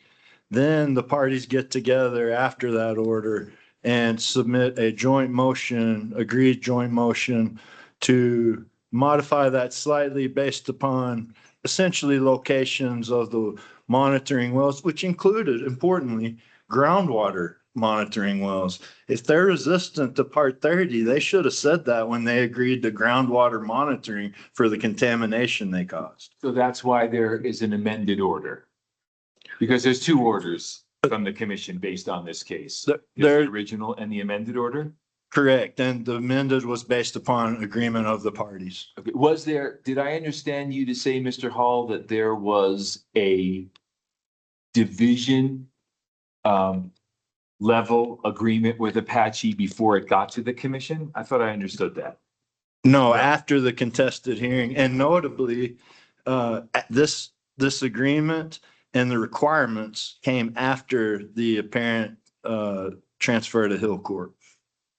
Okay, we'll get to that in the evidence because I'm not quite sure what that means exactly, but I'm sure we'll get there. If I could briefly just finish on that, we don't think it's of great consequence to Apache's responsibility. The contamination occurred under their custody of the location. It was evident before the transfer, and thus their obligation to abate as required by OCD continues to this day. Abate the soil contamination or abate the groundwater? abate under 30, Oh, a 30. specific, yeah, the groundwater, which again, importantly, they agreed to monitor the groundwater. That wasn't an illusory promise, that it was there for a purpose. Did the commission, in your legal opinion, did it go beyond the monitoring aspect of it? Did it say that, I mean, did it end at the monitoring? It just said, hey, monitor, or did it say more? I'll come to you, Mr. Mullenberg, in a moment. Curious to know what your interpretation is. There's so they were to monitor soil contamination. They worked on that. They did a lot of remediation of that. They were also to monitor groundwater contamination because that was evident. Okay. And at the time, at the uncontroverted time, I think the evidence will show of their custody and control of the location. So this, given the groundwater contamination, this migrated from a part 29 case to a part 30 because there's groundwater contamination caused by their operator and ownership at the time of their operatorship and ownership of the property. I understand the theory of this, of the OCD's case. What I'm asking you is, and I've not read the order from the commission or the amended order from the commission. Does the commission's order end at just monitor, or does it go further? Well, it requires, I think, remediation of the soil, but it also, the crux of it is a lot of monitoring based upon the contamination that was evidence on the property. So that's interesting. So the commission didn't retain jurisdiction of the case to see what the monitoring was going to show? I think the OCD retains, Okay. And so that's the basis of Ms. Romero's notice of the requirement to abate the groundwater. She started that process. So yeah, OCD has and continues to have jurisdiction over the contamination caused by Apache, or at least that was under Apache's custody and control. I'll look at the orders once we start the testimony so I can understand the commission's thought process. Mr. Mullenberg, do you have any information about the commission's direction for, was it monitoring only, or was it monitoring plus? Our view is at that point in time, it was an order for Apache to conduct additional investigation, primarily through groundwater monitoring, and particularly installation of a number of wells. So the commission issued that order. And again, at that point in time, the dispute was how many wells and where should they be? Then we had, as Mr. Hall mentioned, a stipulated motion and an amendment. And my recollection of that is the original commission order was very specific as to the number of wells and their specific locations. So afterward, we had some discussions with the division, and agreement was reached on some minor changes to if I don't know, 2 or 3 well locations or dropping a well or something or other, but it was a pretty technical thing. So our view would be that again, the commission's order related to the scope of investigation required under Part 29. At that point, there was no determination by the division or the commission as to a requirement for abatement. So once we got the letter in March, now that's the issue. Okay, I understand perfectly. Got it. The parties' positions now. I'd like to get all 3 witnesses sworn in at once. Are your 2 witnesses behind you? We have one witness here in person, Mr. Grams, and we have one witness, Mr. Bowl, who should be online. Okay, can we, Freya, and then Ms. Romero, is she also online? Yes, both Ms. Hall and Ms. Oh, Romero. excuse me. I'm sorry, you have 2 witnesses. Can we get, I see you, Mr. Bowl, thank you. Can we get Ms. Romero and Ms. Brittany who? Hall, she has a great last name. I'm sure you think so. So Ms. Hall, I see Ms. Romero. I recognize her. There you are, Ms. Hall. Thank you. Okay, and then, sir, would you come on up to the witness stand? Is your name Mr. Graham? That's correct. Very good. Please have a seat. Will you turn on your microphone? It's the right side button. That's it. You got it. Okay, would all four of you raise your right hands? Perfect. Do you swear or affirm under penalty of perjury that the testimony you're about to give is the truth, the whole truth, and nothing but the truth? I do. Yes. Perfect. You can all put your hands down. I'm going to start with you, Mr. Grams. Would you please spell your name for the record? Yeah, John Grams, JOHN GRAMS. Okay. Now, you have you been previously admitted as an expert in a field before? Yes, I have. Which field? Geology, hydrology, and groundwater contaminant transport. Okay. Has this division or the commission recognized you in those fields as an expert? Yes. Oh, good. Okay, well, that makes that easy then.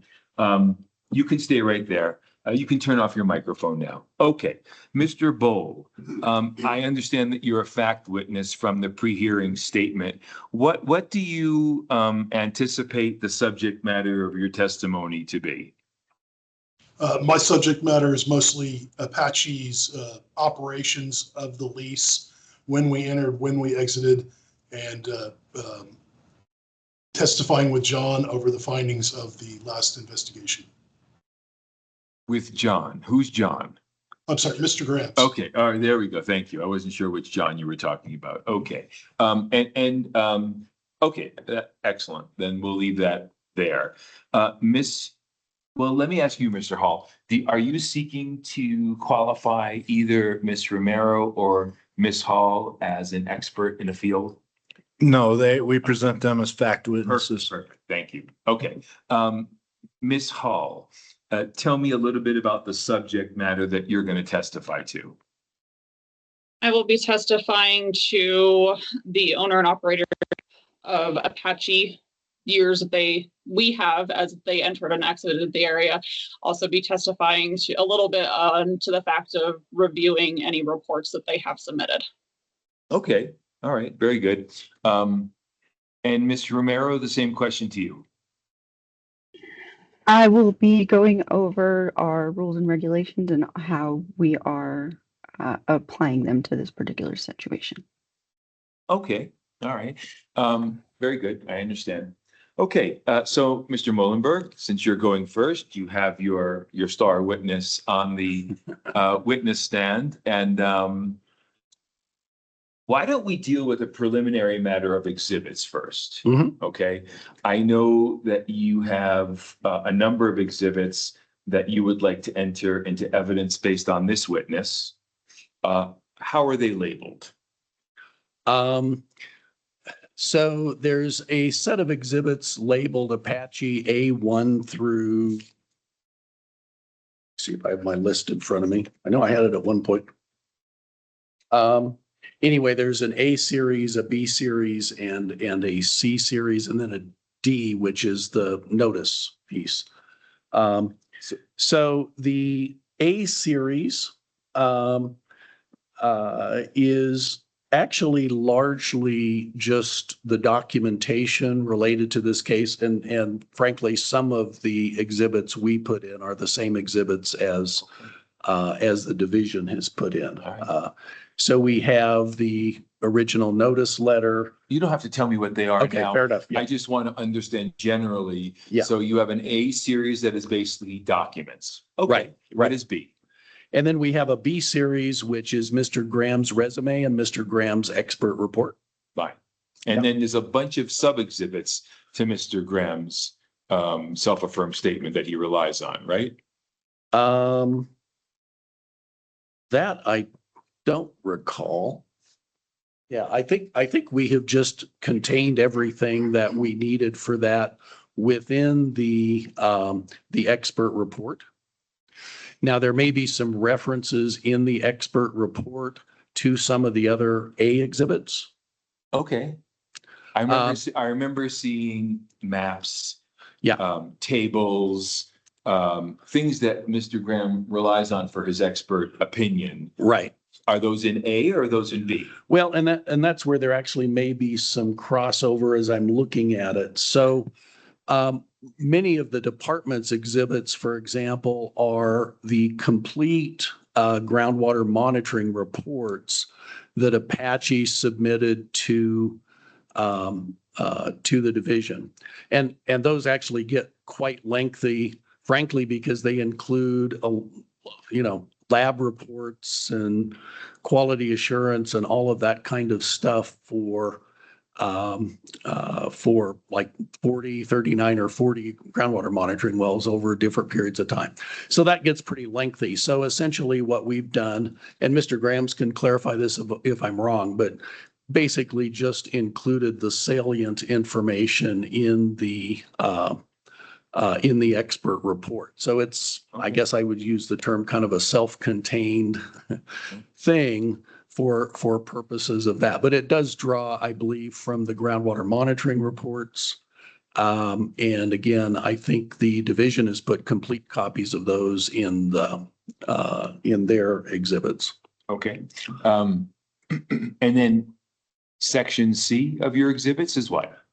That's actually just Mr. Bowles' resume. Although he's not coming in as an expert, we did put a copy of his resume in. Okay. And D? D is the my self-affirmed statement regarding the notice that was given of the hearing. Very good. Okay. So, Mr. Hall, what are you willing to stipulate to? If they stipulate to all of our exhibits, I will do the same. Then we're golden. A conditional stipulation, Mr. Mullenberg, if I ever heard one. That's accepted. Now, I do want to make one caveat, and I understand he can take that back if he wants. We don't object to Mr. Mullenberg's self-affirmed affidavit that notice was provided. We do object to the extent what he says in that letter is somehow dispositive of this case. Okay. We stipulate to its admission as to notice. Okay, fine. Okay, so Mr. Mullenberg, your exhibits are admitted into evidence by stipulation of the OCD. Okay, Mr. Hall, what exhibits do you have for me? We have, Mr. Mullenberg was correct, many of the same documents. Exhibit A is the letter from, which is also, we've stipulated to its admissibility. It's the notice letter requiring abatement from Ms. Romero to Apache. Exhibit B is the original OCC order, that being R23-728. Then Exhibit C is the joint motion to amend that order, lodged and signed by Apache and OCD. Exhibit D is the order arising from that and granting that motion. E is a summary of the results of the monitoring and testing. F is a voluminous build activity report provided to OCD by Apache. Exhibit G is a brief timeline of not everything, but some important matters that I believe the evidence will show was compiled by Ms. Hall. Ms. Hall also did exhibits H and I, which are a map of the pertinent wells around EBDU number 37, as well as a list of the wells.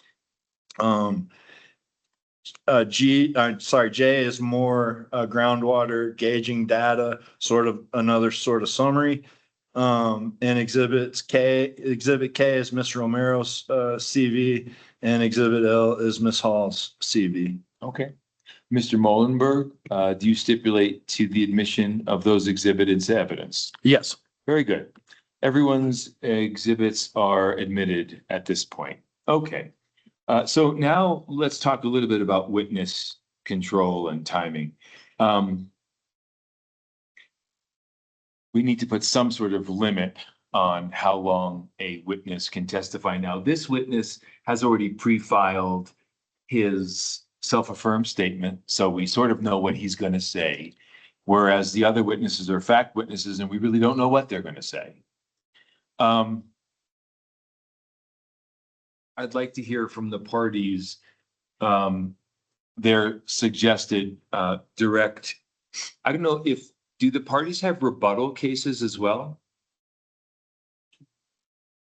I don't know until I hear what all the testimony is presented by the applicant. I don't think so. I think we'll be able to do that just through the course of examining directly our witnesses. However, I don't want to answer that until I've heard their case in chief. I won't ask you, Mr. Molenberg. I'm sure you're going to give me the same answer. I think we need to have some sort of limit on the length of witnesses' testimony. We have 4 witnesses here. I assume there's going to be a bunch of cross-examination and maybe redirect. It's 2:00 in the afternoon, so we will have to break for the day at 4:30. And we will have to continue. Let's see, today is Thursday. We can continue if need be tomorrow. It would be virtual tomorrow. You would not have to come to this room tomorrow. So if that works for the parties, otherwise we can come back in person on Monday. So, yeah, let me address that. I actually think we can do this fairly quickly. Okay. I mean, I think the wild card for me is the questions. Okay. But what we have, we put in Mr. Graham's expert report. I'm not going to be asking him to go over the whole report. Okay. What we actually have, I'd like to have him just kind of give I have a few, opening foundational questions and then I understand. And then actually we have, I think 6 slides, which just are essentially the summaries of his opinions and some graphics so he can explain those. Okay. So actually, I think we can get through the direct in probably a half hour or so. Then So let's begin. there we go. So Mr. Graham, I remind you, you're under oath. Would you turn your microphone back on, please? Yep. All right, thank you. And please speak clearly into the microphone so that the AI can pick up the transcript. And please don't talk over anyone. If you don't understand the question, just please say you don't understand the question. Okay? Okay. All right, Mr. Molenberg, go right ahead. Thank you, Mr. Examiner. Mr. Grams, you've had your name in the record. I think we're past some of the preliminaries, but who is your current employer? Terracon Consultants. And on whose behalf are you testifying today? On behalf of Apache Corp. And did you provide a resume that's been admitted as Exhibit B1 that states your employment history, qualifications, and experience? That's correct. And that's true and accurate? That is true and accurate. And you've already been qualified as an expert in geology, hydrology, and groundwater contaminant transport. Yes. So you understand that. Okay. So Mr. Grams, when were you originally engaged by Apache in connection with this matter and for what purpose? Yeah, so I began my involvement in, I believe, July of 2024. I was brought in to help Apache work with OCD on reaching agreement on what the future investigation, additional well locations, what that would look like. Okay. And prior to your engagement, had Apache done some work at this site? Yeah, so that was several years after the release. There had been a prior consultant, Larson and Associates, who had done a fair amount of work. So I reviewed their work and picked up where they left off and went from there. Okay. So when, after you were engaged, did you work with Apache to prepare any investigation and particularly groundwater investigation plans? Yeah, so we prepared one proposed outline approach to the additional investigation. OCD did not fully agree. We had some back and forth, and that's what led to the case hearing in early 2025. Okay. Just to clarify, leading into the hearing, I think you were referring to was the Oil Conservation Commission hearing? Correct. Was the need for that hearing due to Apache and the division being unable to reach agreement on the scope of the groundwater That's contaminant correct. There was investigation? disagreement on what the additional scope should be. Okay.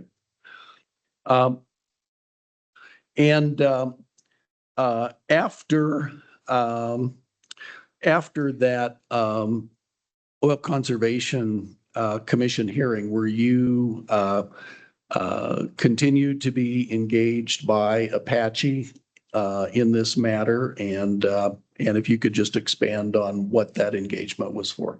Yeah, we, at the hearing, we talked about different well locations. It would have agreed that we would work with OCD to come up with a final list and very specific scope of work. So we worked with OCD to select the locations, agreed on exact lat long for each well that would go in, each soil boring, and finalized that work plan. So I prepared a work plan that described what the wells would be installed and what kind of sampling we would do for groundwater monitoring. And then were you involved in the actual sampling and groundwater monitoring efforts and sample analysis? Yeah, I direct a team of experts or of groundwater professionals who do that work. And so the additional well installations, soil sampling, groundwater sampling, lab analyses was done under my direction. I did visit the site. I've been to the site and observed some of the wells going in. The data that comes back is reviewed by me, and the reports are largely prepared by me, or at least given final review. Do you recall about how many additional groundwater monitoring wells were installed following the commission order? Yeah, we installed 15 wells, and then there were 2 soil borings advanced without wells. Okay. So the information and data from that groundwater monitoring and soil sampling were obtained after the commission order, right? That's correct. Mr. Grams, did you prepare a written expert report for this proceeding? I did. And was that expert report filed and now admitted as Exhibit B2? I believe that's correct. Okay. The opinions in that expert's report are all yours, is that correct? That's correct. And could you give a brief summary of the information that you reviewed and considered in preparing that report? Yep, I reviewed the technical information that has been collected on the project in terms of water levels, groundwater samples, soil data. I reviewed certain peer-reviewed technical papers, publications, and collectively used all of that to prepare the report. So Mr. Grams, do you have a summary of the opinions provided in your written expert report to provide to the hearing examiners? I do. Okay. So if we could, and I think Seraphina's doing this. Okay.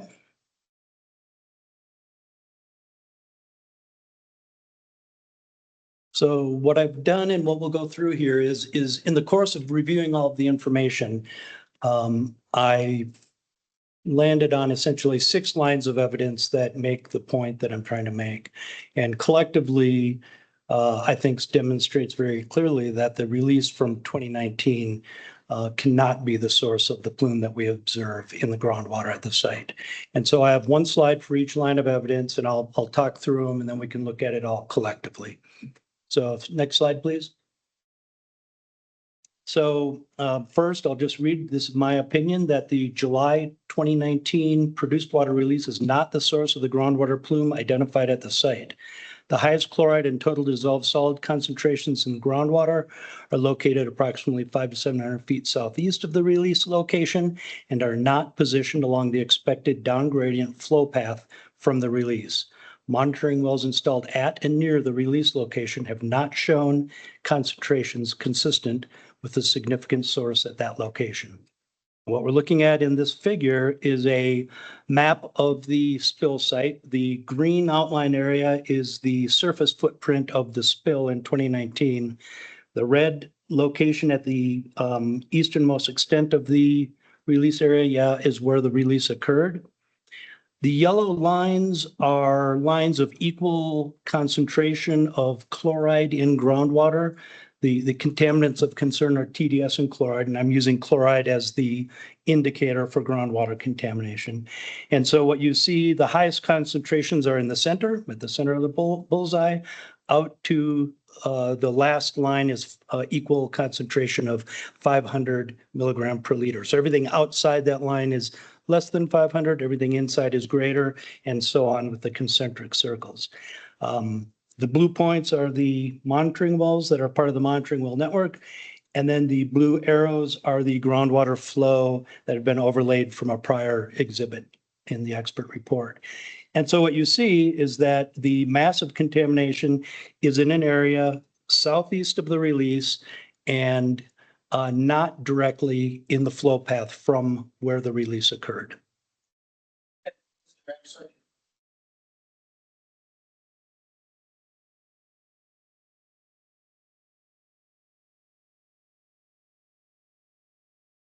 For the most part, it's a little bit of an amalgam. The figure with the ISO concentration lines is figure 6B, and then I overlaid the flow lines from the groundwater flow map. So it's a little bit of a combination of two of the figures, but it is in the report, yes.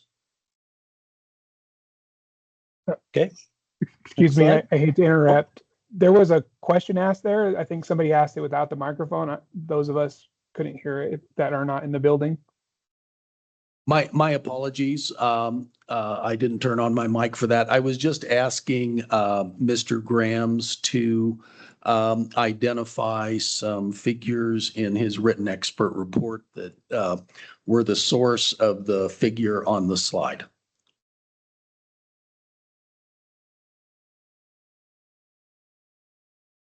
Go right ahead, Mr. Mullenberg. All right.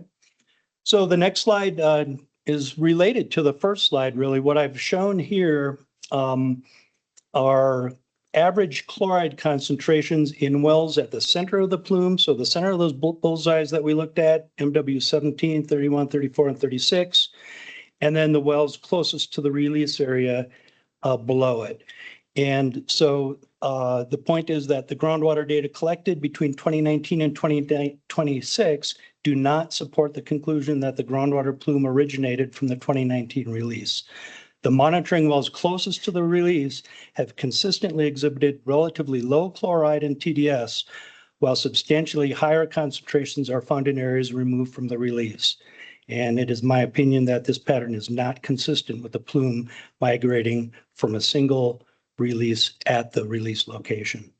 And you can look at MWs 1, 2, 3, 4 in particular, surround the release location. 1 and 2 went in 2 months after the release, 3 and 4 a year after that. They have never shown high concentrations. These are numbers all below 1,000 milligram per liter. The wells at the center of the plume, 5, 6, 7,000. You know, it's inconceivable to me that a plume of this high concentration could have just missed all the wells that are closest to the release.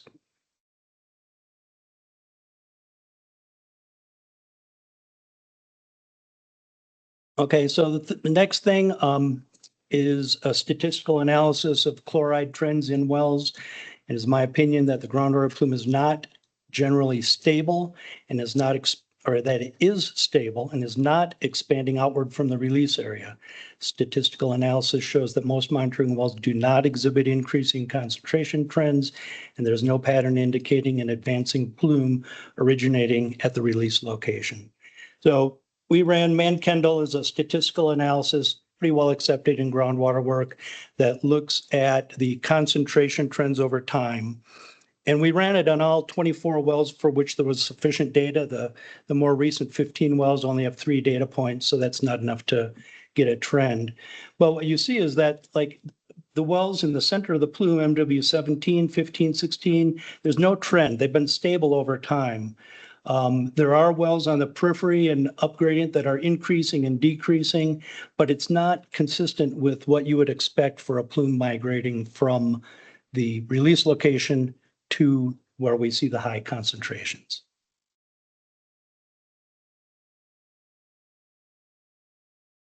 Okay, the next slide, we looked at groundwater transport.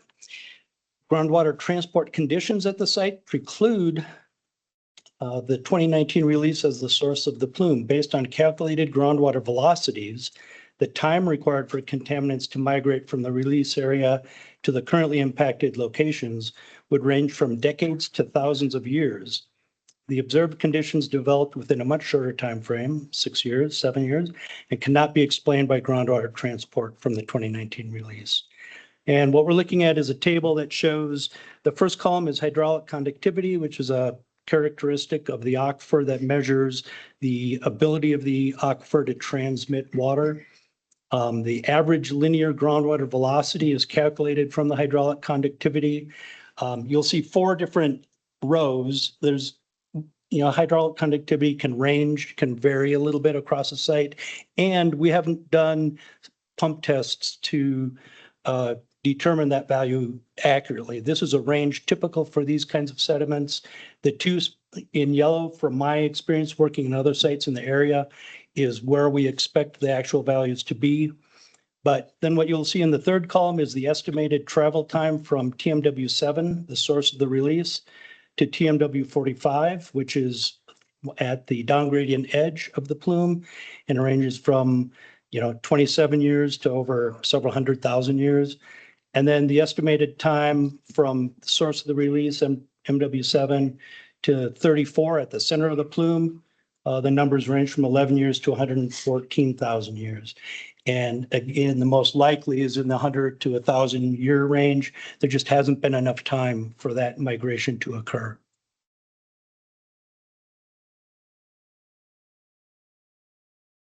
Okay, so this is a messy slide. I apologize for that, but we looked at soil data at the source of the release, and the soil data collected demonstrate that the 2019 release did not create a sustained source of contamination to groundwater.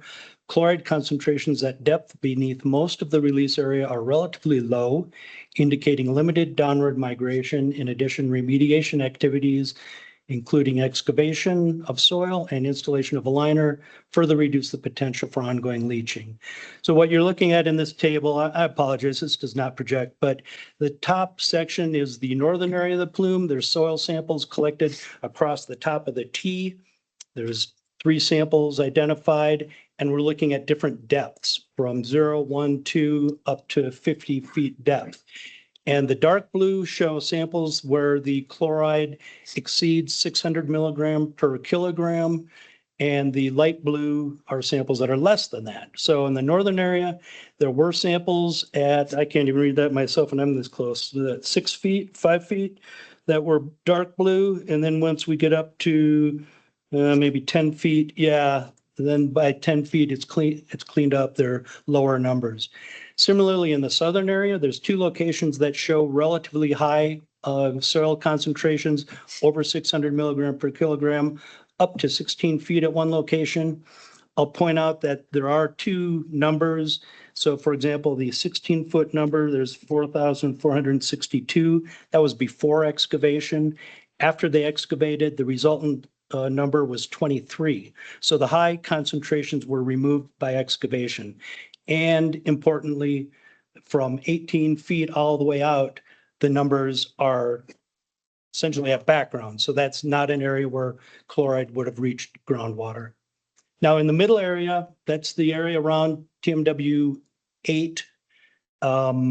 There are several wells that show relatively higher concentrations down to 45 feet. But if you go over a little bit to the right, So that's the one area where the soil, where there's impacts a little bit deeper. But even those numbers, the soil concentrations at 0 feet, I'm sorry, on the far left, in areas where soil is saturated, you'll see those are numbers 10, 20,000, 15,000 milligram per kilogram. And the highest numbers we see out at the other end are about 1,000 milligram per kilogram, much, much, much less, and not indicative of a significant source.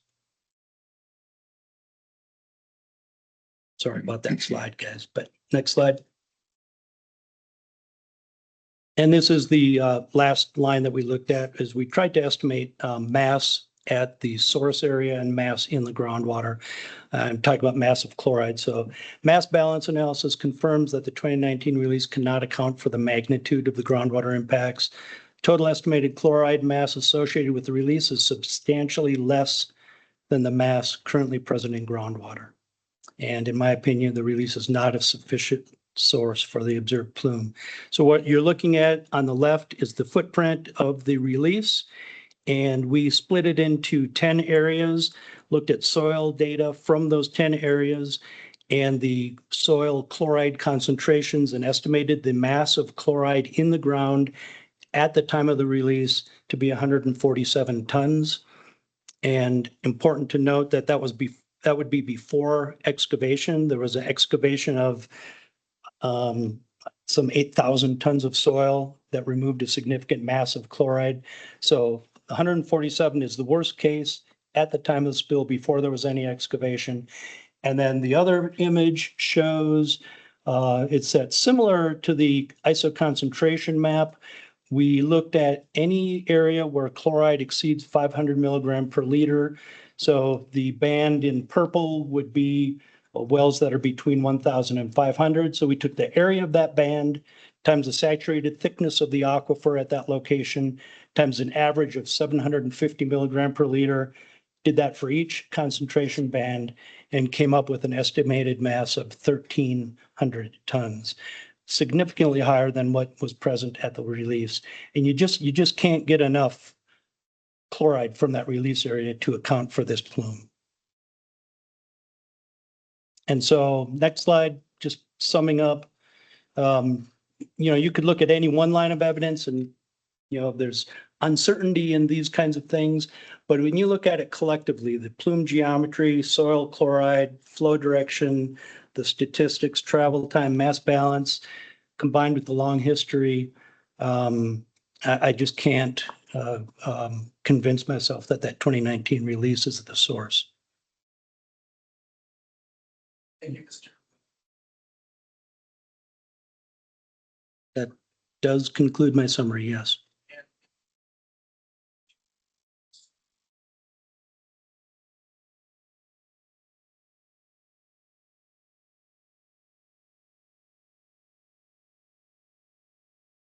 That's correct.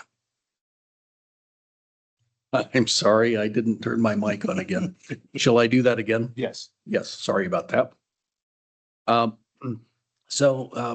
Mr. Grams, you probably have your answers on the record, but not my questions. So my questions really were that you have concluded your summary of your written expert report. That's correct.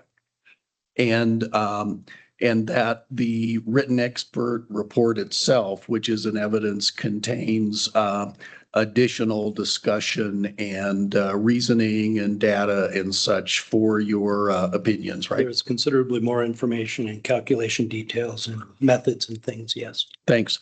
Mr. Grams, did your written expert report, in that report, did you identify any other potential sources for the larger area of groundwater contamination? Well, the soil boring that we did, SB2, which was agreed with OCD to look at one area that was suspected of being a former disposal pit, did encounter hydrocarbon shallow and chloride all the way to groundwater. So there is a former disposal pit that appears that it could be a potential source. And Mr. Grams, does your written report contain any information on when that particular disposal pit was operated? And we included two aerial photographs, one from 1955 and the other from 1968, that shows that pit was in operation at least through that period of time. Well, it shows the existence of the pit at least through that period of time. Okay. Thank you, Mr. Grams. Is there anything else that you would like to direct the examiner's attention to with regard to your written report? I don't think so. I think I'm prepared for questions. Okay, Mr. Examiner, this witness is open for questioning. I just have two questions. Mr. Graham, did you review your self-affirmed statement for any errors? Self-affirmed statement for what the testimony I just gave, you mean? Or- No, Mr. Molenberg, your witness filed a self-affirmed statement, right? Yeah, just to clarify, Mr. Hearing Examiner, I think we're just on the technology. Yes. We actually, rather than filing it as a self-affirmed Yes. statement, we filed it as a written expert report. Oh. And actually, as I think through it, you went through a lot of the preliminary things that I was going to. I think I asked the questions about his preparation of the report and his adoption of the expert opinion as his own, but I could do that again here. Okay. And if there's any corrections to it. Yes, yes. Thank you. That's a good point that I skipped over. So Mr. Grams, we may have covered this already, but Exhibit B2 in evidence is your written expert report, correct? Correct. And that's a written report that was prepared by you? Much of it, yes. By I mean, you I were had help under, from a team of people, so I did have help, yes. But it by was you all were in, under my direction. Yep, perfect. sorry. I think that will do it. Mr. Grams, do you have any need to make any corrections to your written expert report in Exhibit B2? Well, I did notice in preparing this slide that there was the table, that messy table with the soil data, the footnote on the report I submitted showed the dark blue were concentrations over 300 milligram per kilogram. And I had to correct that to be, it should have said over